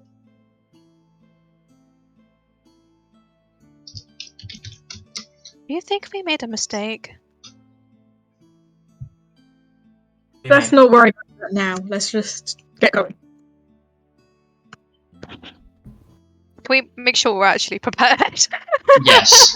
So I'm Because run assuming. off and you'll be like, oh, you didn't prepare your weapon. Sorry, it's back at the guild. I am so prepared.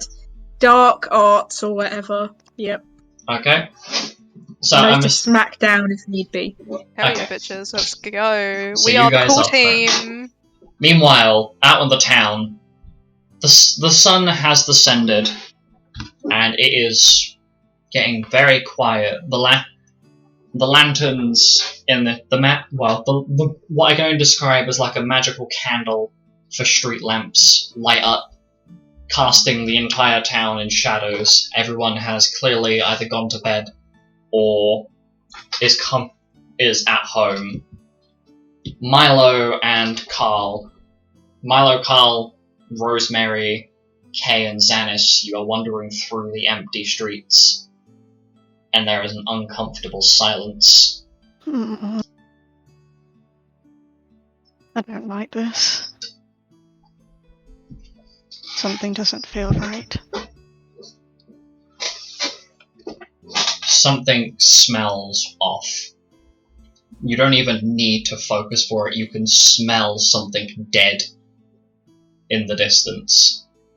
Approaching what looks like a large shifting collection of black cloth slowly walks its way towards you. Piercing red eyes and what looks like the very tip of a slightly wet black nose stick out of the cloth. Why did you kill my people? What destroyed my homeland? I'm going to kill you all, and it's gonna be great. And then I'll find him again. And this person proceeds to walk towards you, clearly unhinged, cackling loudly. We should run. We should run.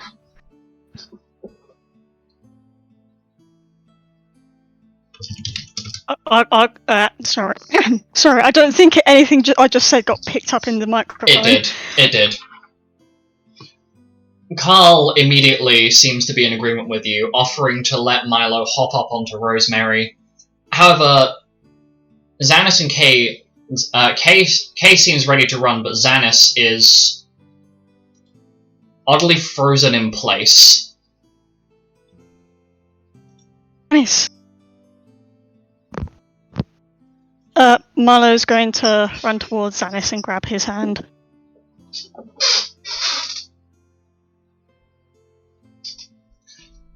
Xanis lets him. out a startled yelp of fear as you grab hold of him, and it echoes into the night.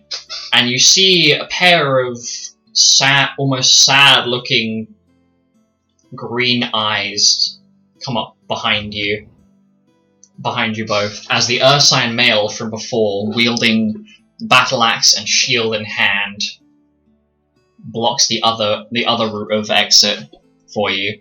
You are currently trapped in this alley.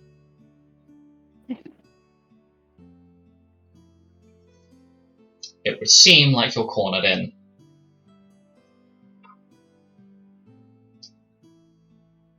Fuck. What do we do?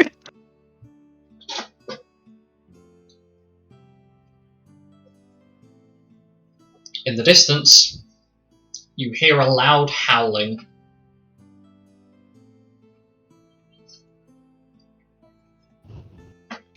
This is gonna sound weird, but when my gun is in its holster, what direction is it pointing? It is pointing towards the ground, similar to Okay. what a policeman's gun holster would be like. If I shoot the gun whilst it's still in the holster, will it still make the loud bang? Yes, but it will also put a hole in the bottom of your holster. I'm willing to damage the holster in order to gather someone's attention. Okay. I mean, you could also just fire it up to the sky, but yes. I could, but the problem is I I mean, I'm probably gonna get attacked either way, but if I do it to the sky, I mean, yeah. Okay. They have time to react before I pull the trigger. All right. Well, if you want to pull the trigger, then go ahead. Yep. Okay. You fire the handgun in your in its holster. The sound echoes through the night. It scares the shit out of Xanis, who looks like he's about to bolt any second now. And much to your horror, nothing seems to happen. A dark, malefic energy begins to form from before you, where the robed figure pulls down his hood, and you see what I'm going to describe as a half and half of a skeletal face, and the face of a Vulpine male, sandy-furred, piercing, greyish-red eyes that seem to radiate an energy of undeath. And in his hand is a knife. A very long-looking knife. Dare I say it's more like a short sword in size. That's glimmering.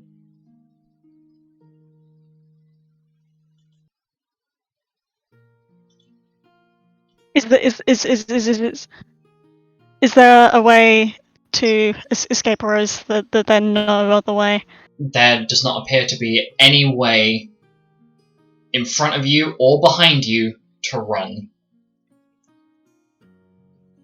Can you roll me a perception check, please? Stay in the box. I'm panicking. 18. 18. You hear another howl getting closer, and it feels like this is the end. You've only just managed to get your guild initiation completed yesterday, and now you're going to die because of some creep who's being backed up. And then the front of your vision goes white. But wait, hold on a minute. It's not white.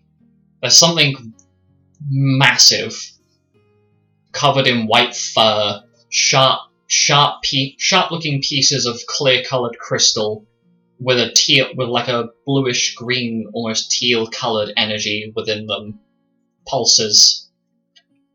As you see before you an enormous lycanthrope. In its hand, it's holding the Ursine warrior who had cornered you from behind, and proceeds to catapult it directly at the Vulpine male who is standing in your way. This lycan seems familiar, but you can't exactly place who it is, as it charges down the street, and a large skeletal dragon seems to manifest before the Vulpine male, which the lycan and the lycanthrope and this skeletal dragon are now locked in combat, as behind you appears Mira, Jasper, and Penton, who have been basically booking it towards the sound of the gunshot for the last few minutes. Heard the shot. Is everyone okay? What happened? I think we want to leave the area. Is Xanis still in shock? What's Xanis doing? Xanis is just frozen in place. Milo is going to walk in front of Xanis so that the Milo is facing Xanis face to face. Mm-hmm. Xanis? No response. Milo will look over towards Kay. Kay seems very, very much startled. And it seems like both of these, what I can describe as children, despite the fact that they are a lot more versed in the world than meets the eye, both of them are struggling to comprehend what they're watching. Milo's gonna try to grab Xanis's hand gently. He flinches and steps back from your approaching touch. Okay, Xanis.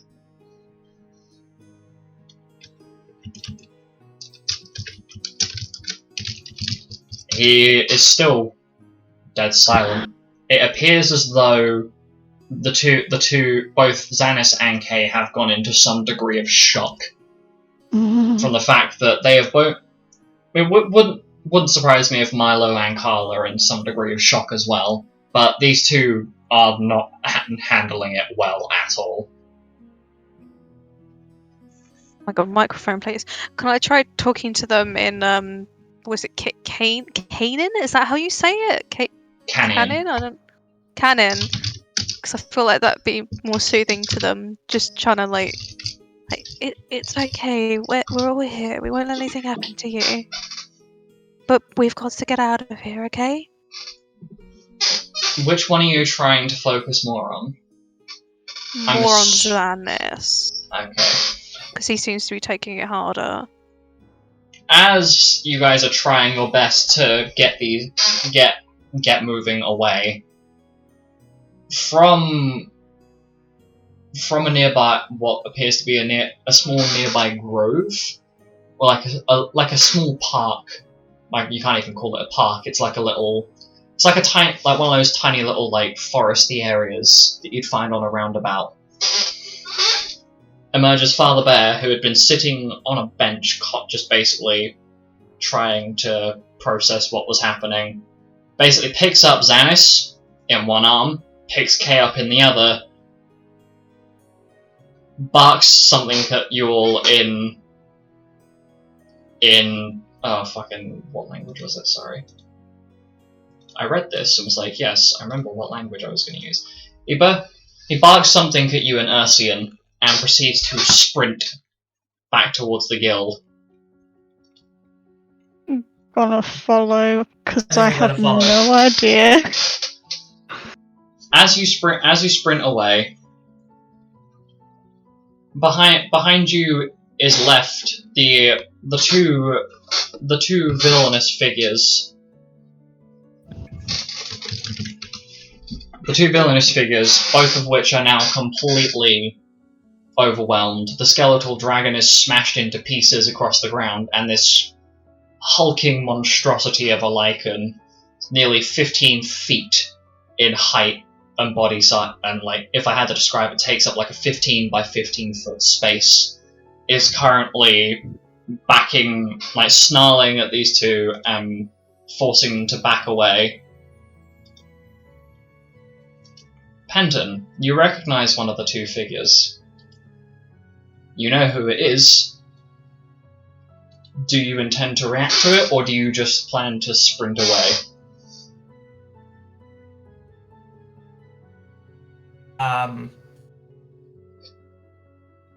What can I really do, to be honest? I'd rather not tangle with the giant wolf thing. I'd rather not attract his attention in any way. So I'm just gonna run.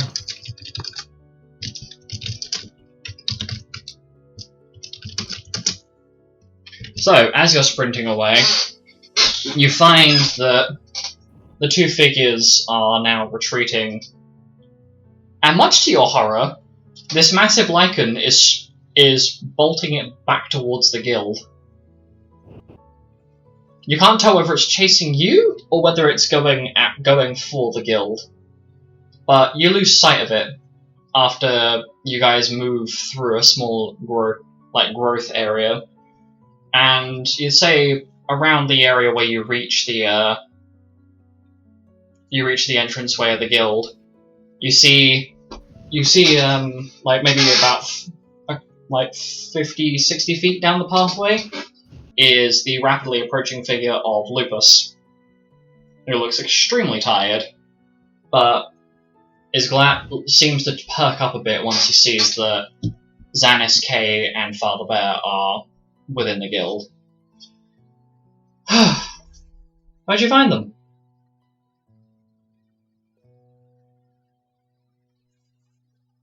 Hello? Are you guys okay? You seem... Alright, who are you talking to? Lupus is talking to the party as a general whole. I literally left for like 1 minute to pick up dinner. I have no idea what's going on anymore. I What's literally happened? I literally coughed so loud I didn't even know you talked. That's okay. Lupus has approached the group after what's the massive lichen that appeared out of nowhere appears to have disappeared, and Lupus has now has approached up the path of the forest and has asked you guys where you found Father Bear and the rest of the group. More specifically, where Kay and Xanis were. Well, Carl and I followed after Kay and Xanis left the room to go find Father Bear.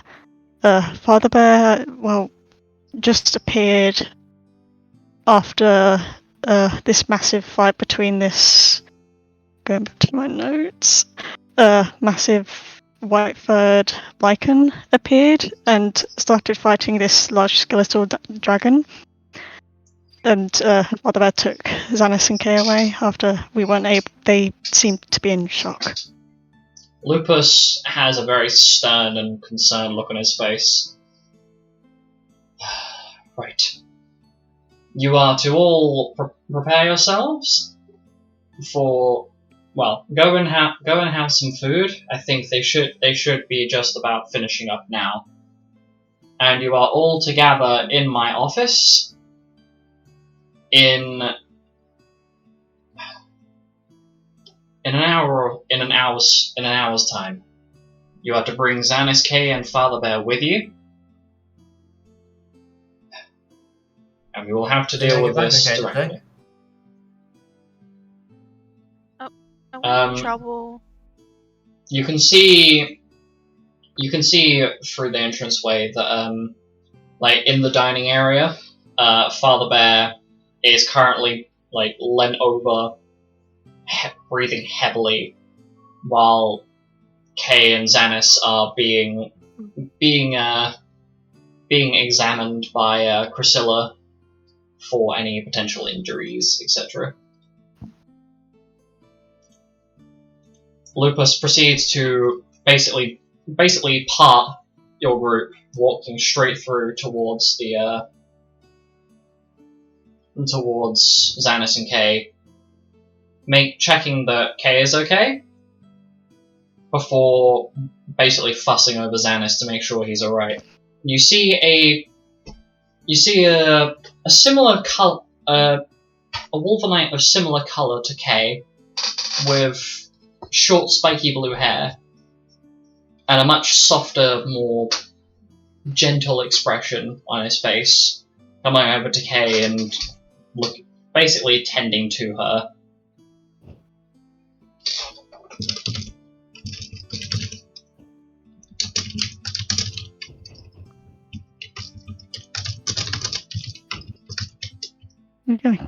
I guess it's time to go get some food. You should use it. Yes, brother, I'd be very inclined to agree. And he leads Rosemary. A bit of unbridled terror to work you up an appetite. As you guys are trying to process what the hell has happened, food has been set out, and you are all requested to dine, and then return to your guild room before your arranged meeting.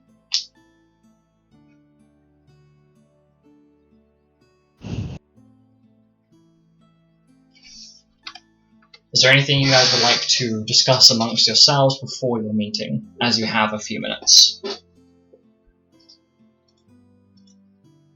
Is that a fucking skeleton dragon?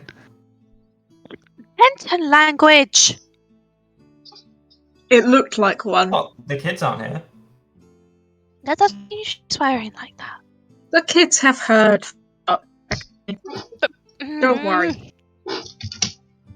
But yes, to quote you, that was a big fucking skeletal dragon. Oh my god, I swear. I do swear, in quotations.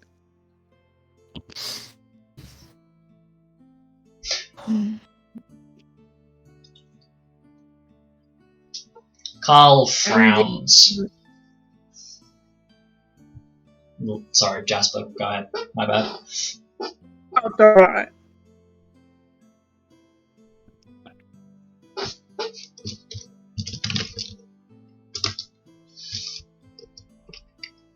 Okay.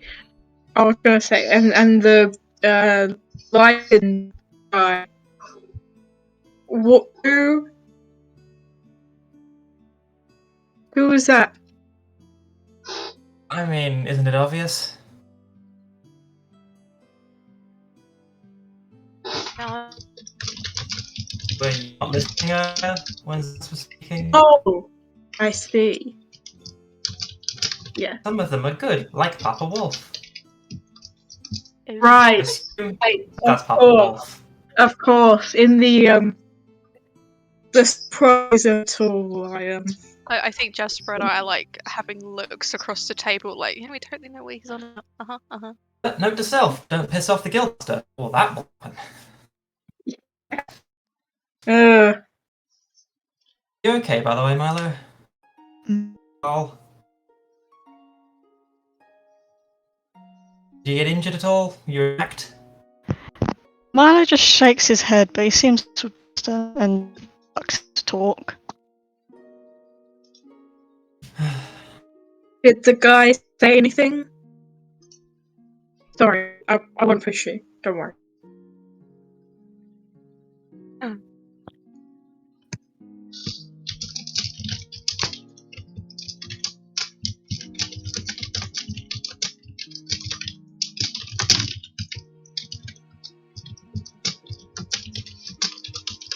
Can I check my pouch to make sure that everything's still there? Yes. As you look through your pouches, as in anything that you're using currently to carry, it seems as though everything you have is there, except from the Guntana ammunition you found a while ago, all of which seems to be missing. But aside from that, it seems like everything is in order. Aw, it seems like I lost my ton of ammo while we were running away. It's annoying. That's really the pressing issue right now. You hear a bell ring outside your door, indicating that it is time to go and have your meeting. Immediately leaves. Okay. You are all led Yep, let's go. You are led to Lupus's office, where he looks at you all. Right.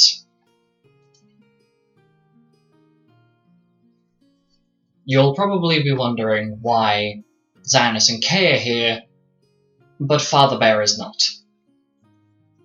And much to Lupus's word, Father Bear is not present. Yes.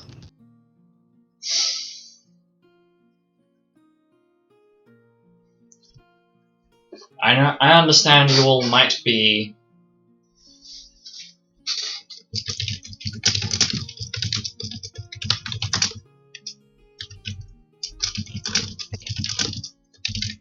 You might be wondering what the hell was just happened.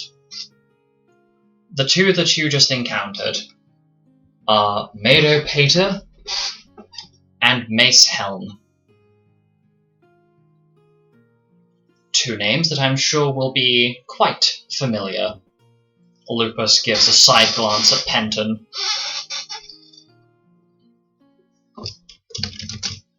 Gives us a glance back.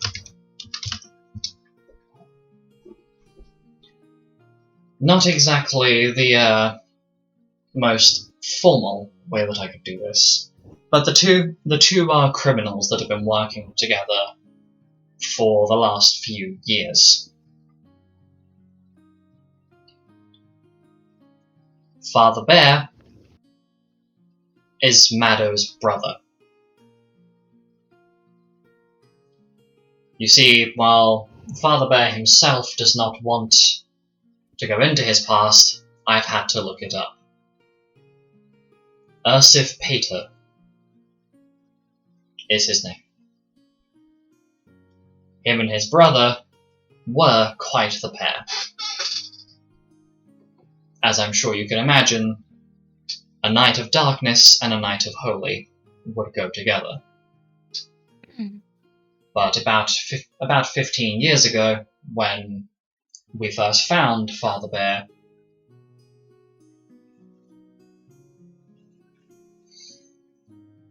we found him unconscious and barely alive. His skull was bludgeoned in, and it would appear as though someone had used the butt end of a battle axe to smash his skull in. That's why you might notice that Father Bear is a lot less fluffy than some other bear folk that you might meet later down your ventures. The two of them were part of separate clergy orders. Father Bear supporting one, and I think Jasper's internet fucking died. Jasper's just passed out. It's too much. Rip. Oh, there you go. Rip-a-doo. Pop back in. Pop There back he in. Do is. it. There you go. Welcome back. But the two of them were not, I wouldn't exactly call them criminal in nature, but they were ruthless in that they would fight anyone and everyone who challenged their clan. As I'm sure you can imagine,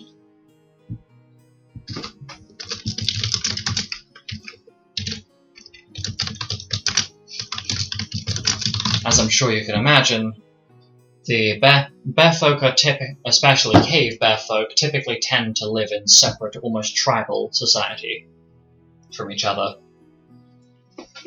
But we haven't exactly been able to deal with Meadow. And Mace, or Maze as some people have called him, is one of the surviving desert hollow foxes from... you'll have to excuse me, I don't really pay attention to it. But he's a clinically insane necromancer who has been nothing short of terrorizing the locals. He was under the protection of a gang at one point, but has been hiding his face ever since. God knows he's had to, with Ziffy being on his case. You kids don't know what I mean by that, do you? Years ago, the Desert Hollow Foxes betrayed the people. They tried to help the humans in purging us off of the planet, essentially. I'm sure the ruler of Karos will be more than happy to flex the fact that he thought he won. But they turned against us, and they have been since sealed away on, well, suffice to say, they've been kept away from the rest of the Hollow Foxes and us Wolvenites for some time now. We'll put it that way. But he's been causing problems. Let's call it that. And we believe that the two of them are not only working in tandem, but could potentially be plotting to take us out. They have one of the Hyde family in their possession currently. And I have a funny feeling they may be plotting something even more disastrous than that. I would explain the ambush. Yes, well, I intend to have the next few weeks will go past quite quickly for you, as I'm going to be planning for you guys to train, if you will. At the end of at the coming of the next moon cycle, the day after the full moon, I will be sending you to handle Mace and Mado together, though I will be trying my best to support you through that. What do you mean handle? Kill them. I was afraid of that. What about my brother? His survival, Is he... we are uncertain of if he's alive or not. I've tried my best to have Harvey and Lycus find what's going on, but assuming from what you brought me earlier, well, I'll let you decide when you share the details that you've been keeping hidden for now, Jasper, but suffice to say, we both know what that pouch contained and who it was from.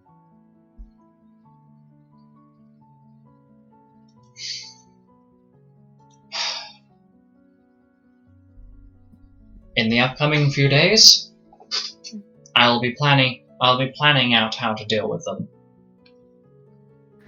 But there is one thing I must have all of you be cautious of. Have you not noticed recently that there have been a lot more guild postings of missing personnel? Or have you not really had the chance to look at it yet? Really had the chance to look at it yet. Option B. We've had a lot of reports of people going missing. And a lot of the people that we've found from those missing reports have been little more than dead remains.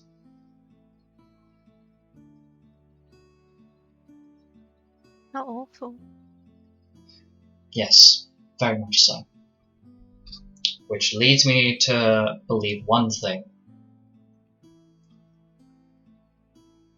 Mace may be trying to build an army of undead to assault this guild directly to get access to someone who used to be connected to him that we have been sheltering for a while now. That is about as much information as I can give you on that. But it's becoming a problem, enough that we will need to deal with him soon.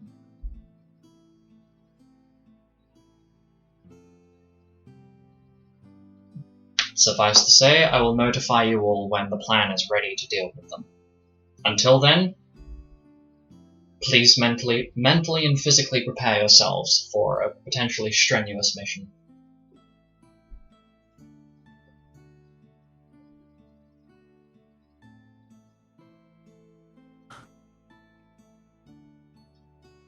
Do you have any questions for me? Yes, sir. No.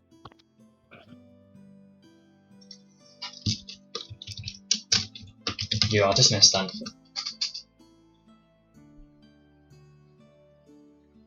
As you can all of you roll perception checks for me, please? Perception. 21. Ditto.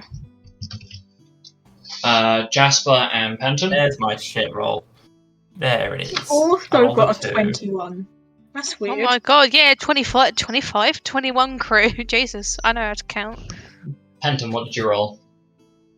There's my shit roll, finally. I rolled 2. Okay, well, Mira, Jasper, and Milo, I'm not going to bother rolling for K or the others because they're too busy leaving.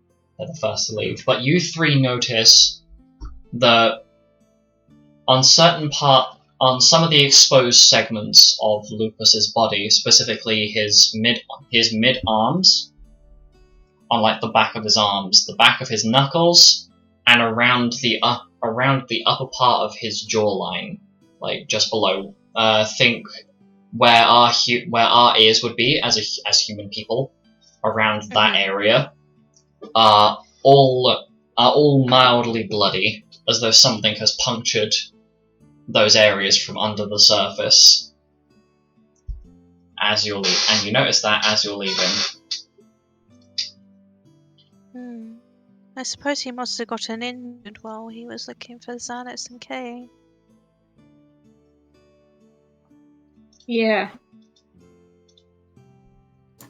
As you're returning to the room, I should point out that Father Bear is in the room, and you can hear him talking with Xanax and Kay, who have arrived ahead of you all. But please, I apologize for interrupting you. Carry on.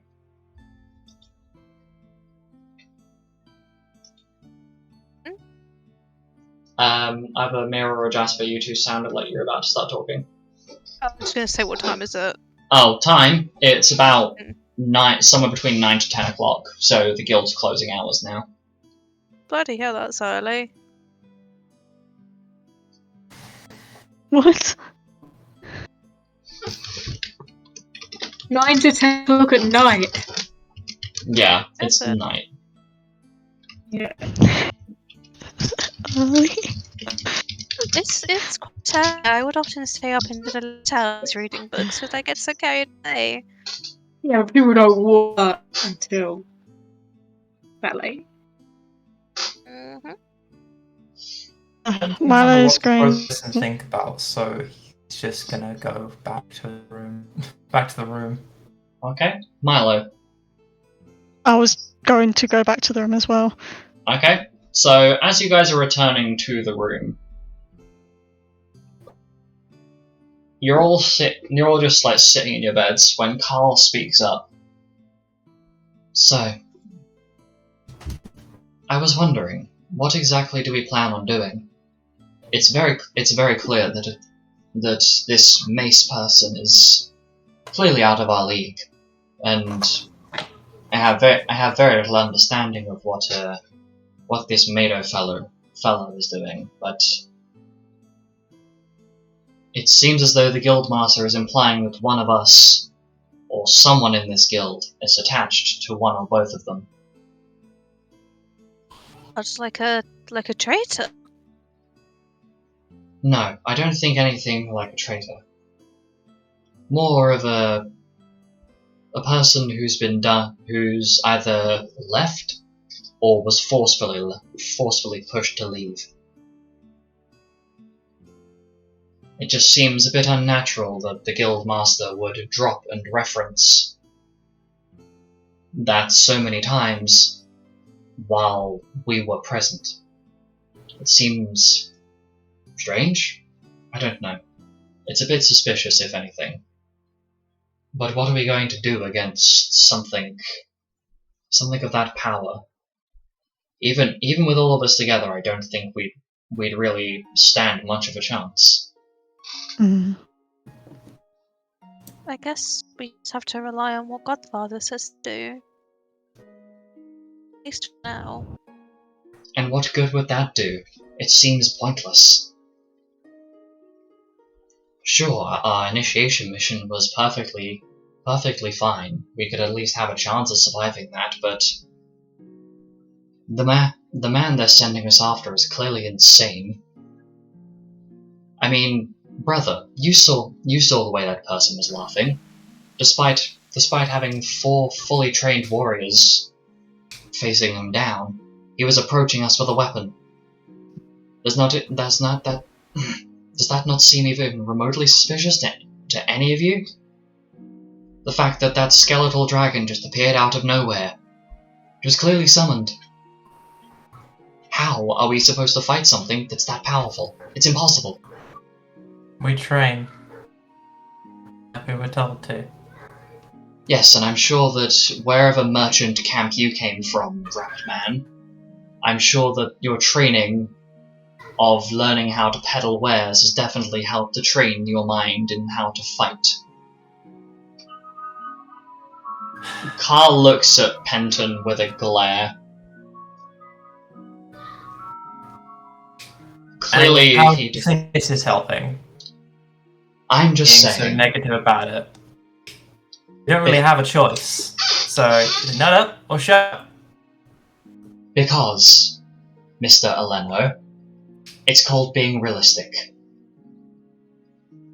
How do you intend for us in 3 weeks' time, regardless of how much training we'll have, to beat not only what's clearly a strong necromancer, but someone that's on the same level as Father Bear, if not above him, and then deal with a potential undead army on top of that?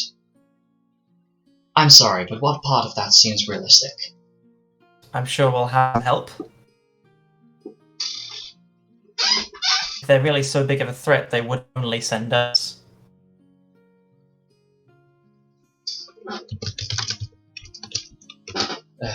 Whatever. I'm going out for some fresh air. Uh-huh. And Carl leaves the room. Rosemary seems very much distraught, but she doesn't seem to be able to follow, as there's a small gate in front of where she would normally be nestled down in hay that's been put down for the evening.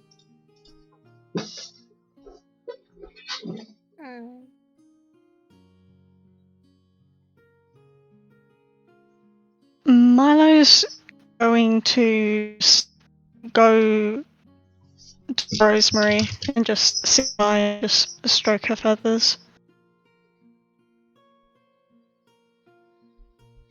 During all of this, Father Bear, Xanis, and Kay have all been sitting in the corner of the room, just very quietly discussing things together. And it seems as though Father Bear has returned, like, mentally to some degree, though it's not really a certainty of whether he is mentally or emotionally stable right now.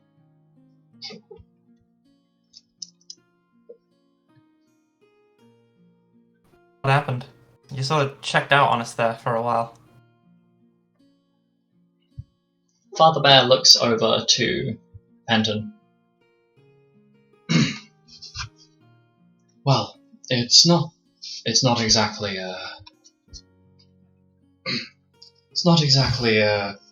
every day that you're forced to face a past that you've been avoiding.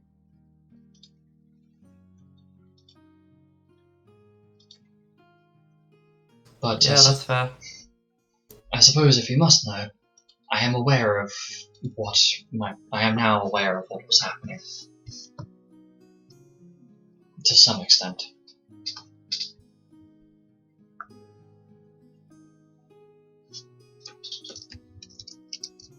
Do you think you can take him?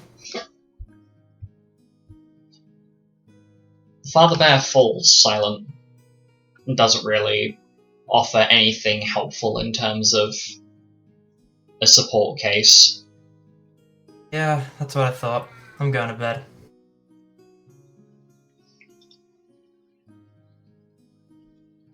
I'm assuming everybody else is resting. It's just petting Rosemary. Yeah, I'm gonna start going to bed. Batman.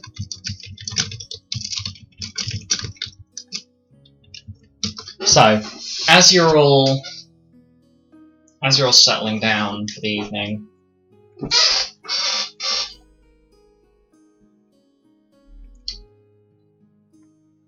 Carl eventually returns to the room,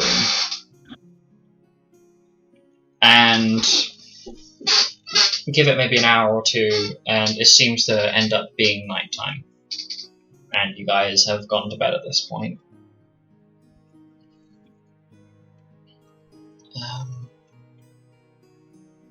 Milo. Towards the middle part of the night, you feel something shaking your arm very gently. Milo opens his eyes and looks in the direction of whoever's shaking his arm. Initially, as you look to the side, it's just a pair of like very strong-looking, like black furred legs. You realize whoever it is that's shaking your arm is kind of having to lean down. What the fuck? As you look up, you realize that it's Father Bear.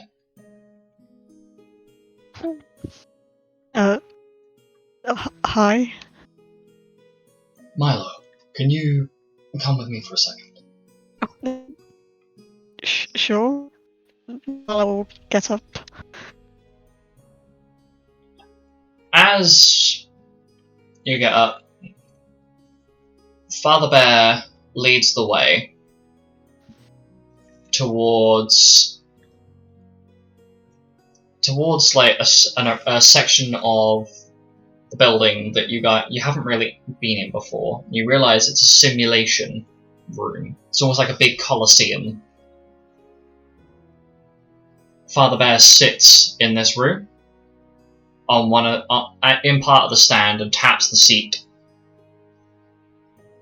offering for Milo to sit. Milo will go and sit down. In the arena, as of current, you realize the Guildmaster is currently fighting in a simulation, and he is fighting some sort of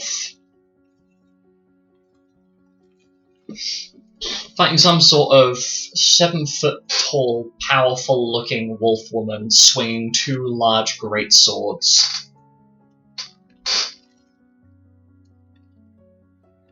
And it's a pretty vicious looking fight. Borderline horrific as you realize that the bloodied injuries from before that the Guildmaster had are just increasing in number as this simulation appears to be actually cutting through certain parts of flesh.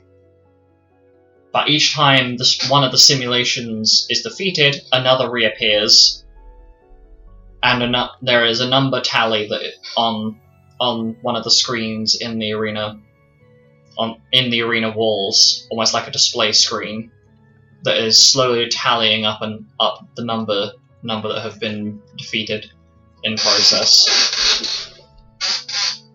Milo, I need some advice.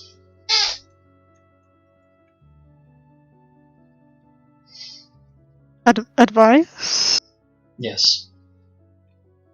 I fear that when we eventually go to fight Mado and Mace, that what I'm going to learn is going to change is either going to change who I am, or reveal things about me that I don't want to know.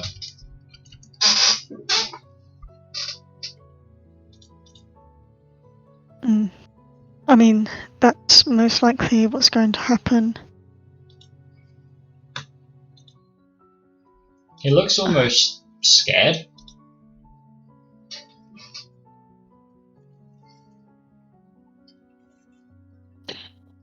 How do I put this? Running from your past isn't always the best, I suppose. Eventually it will come and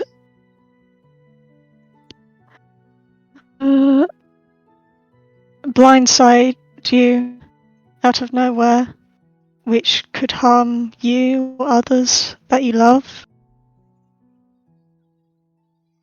He frowns, kind of seems to focus on the Guildmaster, who is still battling in the arena and hasn't seemed to have taken any notice of the two of you sitting there, despite the fact it's gone past closing hours. Everybody else has been encouraged to sleep at this point. Before Father Bear stands. Thank you. Now we should return to sleep. I believe that the Guildmaster would usually come in here for some peace and quiet. Okay. And Father Bear leaves and goes into the goes back to the guild room. I shall see.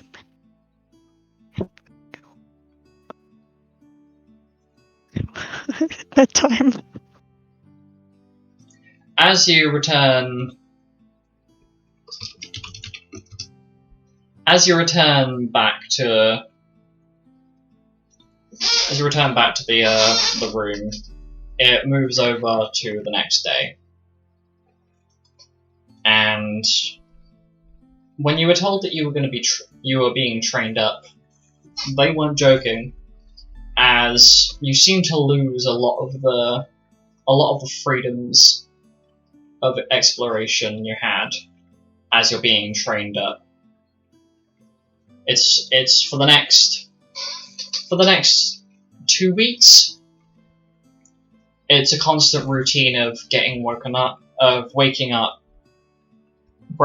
breakfast, training, a little bit of exploration of certain topics around tactical information that doesn't really seem that relevant at this point. You're sent out on missions to go and find missing people, all of which usually turn up to have just completely vanished into nothing. You're sent on a lot of loose leads. As we approach a week before you are supposed to go. It is now April 19th in-game. A week before the next full moon.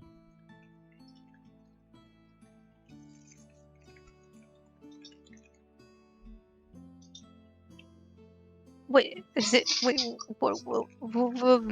Vroom vroom. Vroom. I'm in my mum's car. Vroom. Someone better finish that or I'm gonna cry. Cry. Get out your car. Yeah. Thank you, Jasper, for not ruining my life. Anyway, what was the date before? The date before. The current date is April 19th. It's been 2 weeks. It's been 2 weeks. It was Or about 2 weeks. It's the 8th. Y'all, Okay. it's been Feli's birthday. It's Oh been no, my nobody cares about a birthday. character that hasn't been on screen yet. No, nobody fucking cares. To send a gift to my mum. One cares about your mum. I care about my mum. Anyway, No. it's been a little while, but it's about a week before. You've been basically bound to training constantly, almost to an obnoxious degree. It's frustrating, but you seem to have learnt a little bit from. You've learnt that during this time, a lot of the information gathering the guild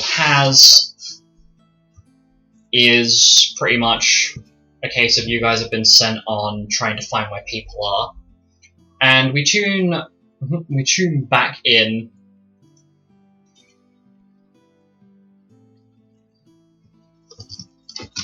to you guys are looking for another missing person. And as you're searching, you've come to realize it's another dead end. It feels like another day has been wasted. But you are now free to use the rest of the day. But at this point, it seems very tiring, very cumbersome to just keep having to practice and train, and it's been basically non-stop.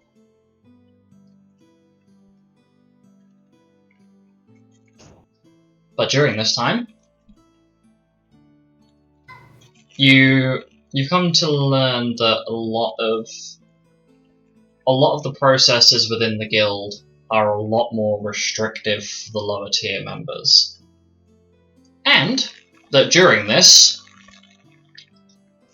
you are told that the options for the F rank exam are now being opened for either a search and destroy mission, a trial by combat, or having to deal with I believe it's a search and retrieve mission. Have we gotten any stronger? In terms of experience, I'd say you've gained a little bit, but not enough to really level up. Let me just check the things. Brain montage. We've gained nothing. Oh, that's such a mental need of my life. No I would problem. say that during this time of physical training and practice, you've been pushed up to about 5,000 experience each, for the sake of how much, the shit that you've been having to deal with, of actually being trained against some of the elites as well, in terms of, mental games. And it's a little bit of a strange experience, but you've been told that this last week is to be used for preparations, so making any purchases you need, hunting down any information, hunting down any choice buys that you want to find. But more importantly, you've been told to try and prepare for something that's coming. It would seem as though the upcoming couple of weeks are going to be strenuous, to say the least.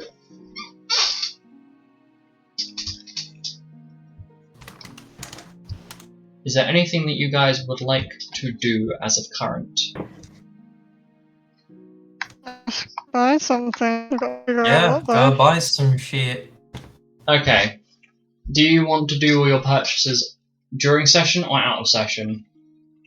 Session. I'd say out of session because I do not remember any of the prices, and we'll have to go through the lists of That's what fine. is available at the shop. That's perfectly fine. So we'll go to the current point. You guys have been gathered once again in Lucas's office, where he is preparing to debrief you. Not literally, contain yourselves. No, that's not funny. Screaming, crying. I want to get off this ride. Me with life. Lupus addresses you all. Okay. We believe that we have come to a conclusion as to what is going to be happening over the next couple of weeks. At the end of this week, on the 28th, we've concluded that that should be when the next full moon is. After this, we may be able to find where this lichen that we've been hearing reports of is, and your task will be to deal with this lichen. Are you all understanding of your task for this week? Yes, Yep. Don't call me sir. God, I have to listen to all the newbies calling me that. Guildmaster or Lupus will suffice. Can I raise my hand? oh thank God, I'll skip a list then.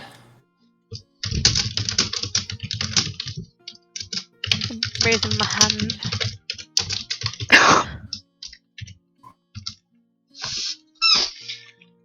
But, quite frankly, after this week, and dealing with this potential lichen, if we can find it,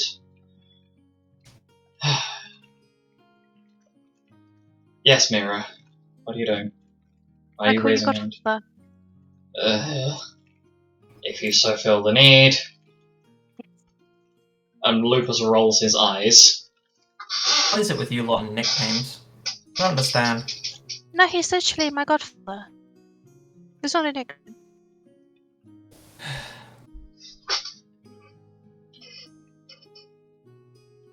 Quite frankly, I won't lie to you all. The upcoming mission of dealing with Mado and Mace is going to be tough. So, I have made a very important choice.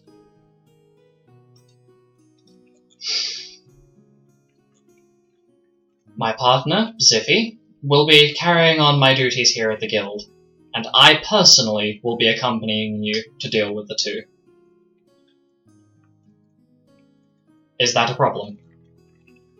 No. No? If you have any objections, you are more than welcome to speak them, and I can arrange for another member of the guild to assist you. However, I feel it We'll is... fight now. Certainly. Well, in that case, then, I'll be preparing myself to help. My main goal will be to help deal with the potential undead army, as I'm sure you will all struggle to some degree. No, nothing meant by it, but quite frankly, I don't see you as a collective dealing with an en masse of undead of the caliber of which I've never seen personally since the time I dealt with a lich years ago.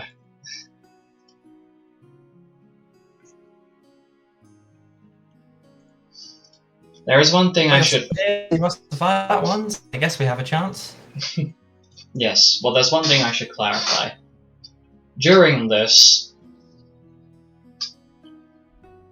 we need to deal with Mado before we go after Mace, which will be on the shoulders of all of you.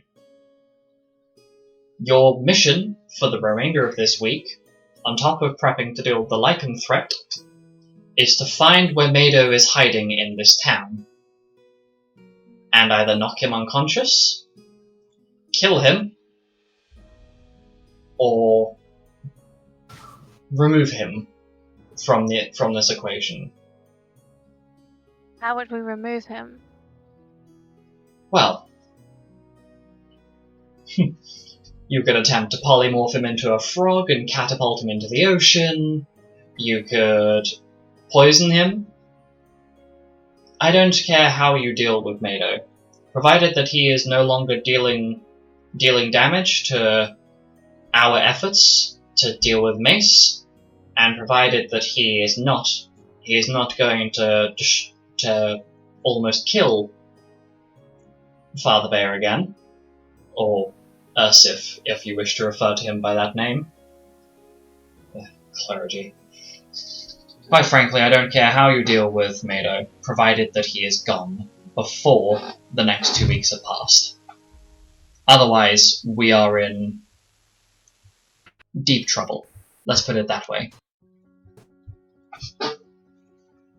Are you all aware of what you need to do? You're Guildmaster? I think so. Got it. You may all disperse, but I would like Mr. Hyde to wait outside, and I would like Mr. Eleno to wait here, please. Undead. That'll be all. Let's go to have the secret party. Go away. Oh. Lupus chuckles. Yes, Mira. This is nothing special or secretive. It's merely dealing with a problem before it becomes a problem. Now, if you could all leave. Leave the room. I'm assuming Jasper is now waiting outside. As Penton, you are left alone in the office with Lupus. Lupus sits basically on the desk. Let me ask you, Mr. Orlando. Since you're within your first few weeks here, how have you found it? I found it surprisingly accommodating. The training's been very intense, and I've seen some other shocking things. But besides that, yeah, it's been fine. Good. I should make sure that you're aware that Mr. Evercross has returned after going out on a mission for a few days. So if you wish, you may speak with him. However, he has requested that your what I can only describe as rehabilitation is handled by me. Either that or Lycus. However, I don't think you would appreciate Lycus, as he would more likely taunt you. Rehabilitation? Yes. I'm aware of who you were. I'm aware of who you were attached to. Quite frankly, Mr. Eleno, I know you better than you probably know most people around you. You worked with Mace for many years, didn't you? Yes, I did. Let me ask you one question here. Do you still wish you could go back and work with him? No. The bastard left me for dead. The whole reason I ended up here, and the reason I ended up half dead in the forest. If I ever see him again, I'll kill him. Well, here's my second question to you. If made to, would you kill him? Certainly. And you would have no intention of continuing his escapades into trying to redeem the Desert Hollow Fox race for their continued massacring of our people. I didn't fight this war then, I don't care about it now.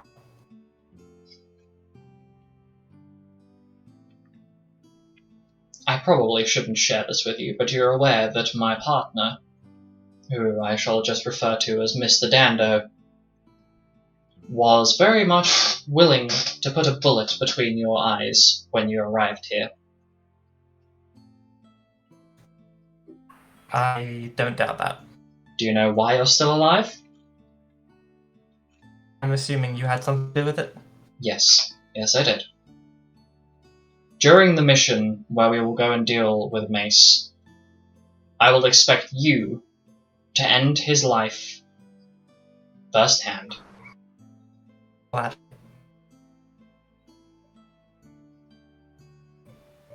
And one last thing. I'm aware that my son has become quite interested in your talents and behaviors. Right. I would ask that you educate him, but do not turn him down the same path that you and I went down years ago. Or for you, it would have been months ago.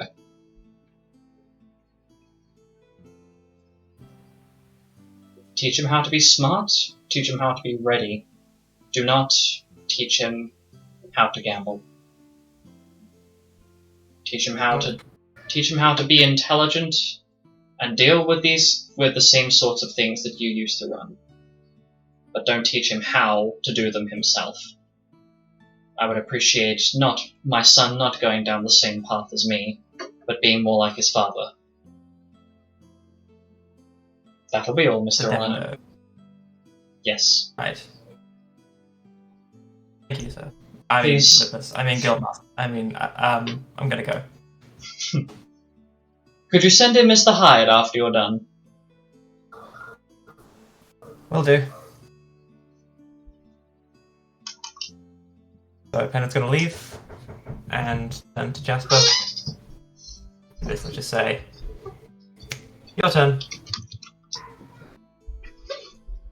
Okay, I'm gonna go in there, knock on the door like, hello. Okay. So you are called in, and Lupus is still sitting upon the desk. Mr. Hyde, I'll be frank with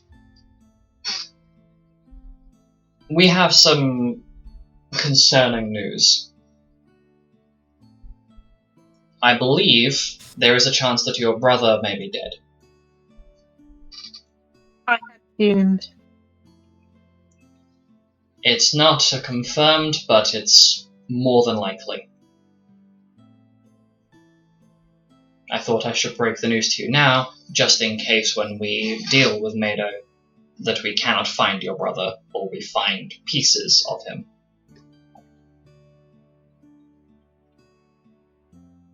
I understand.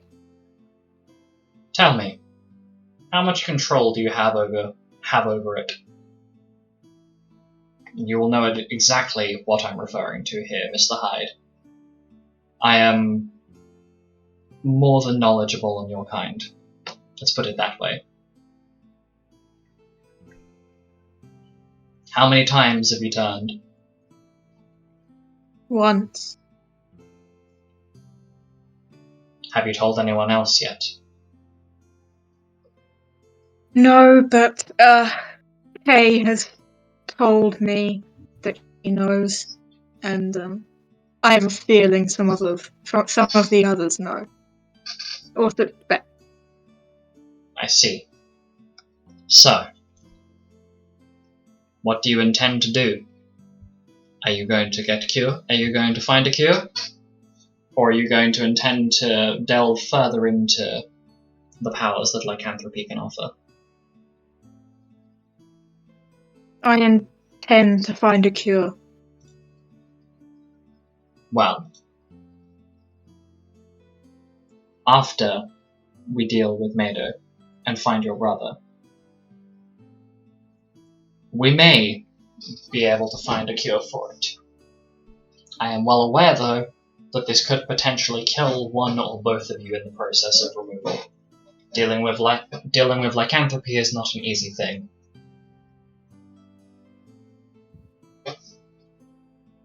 So provided you can convince your brother, then I will more than happily assist in the curing of your lycanthropy directly.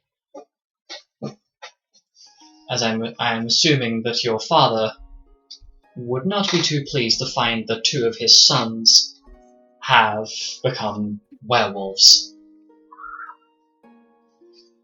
Most of why I intend to hide it. Of course.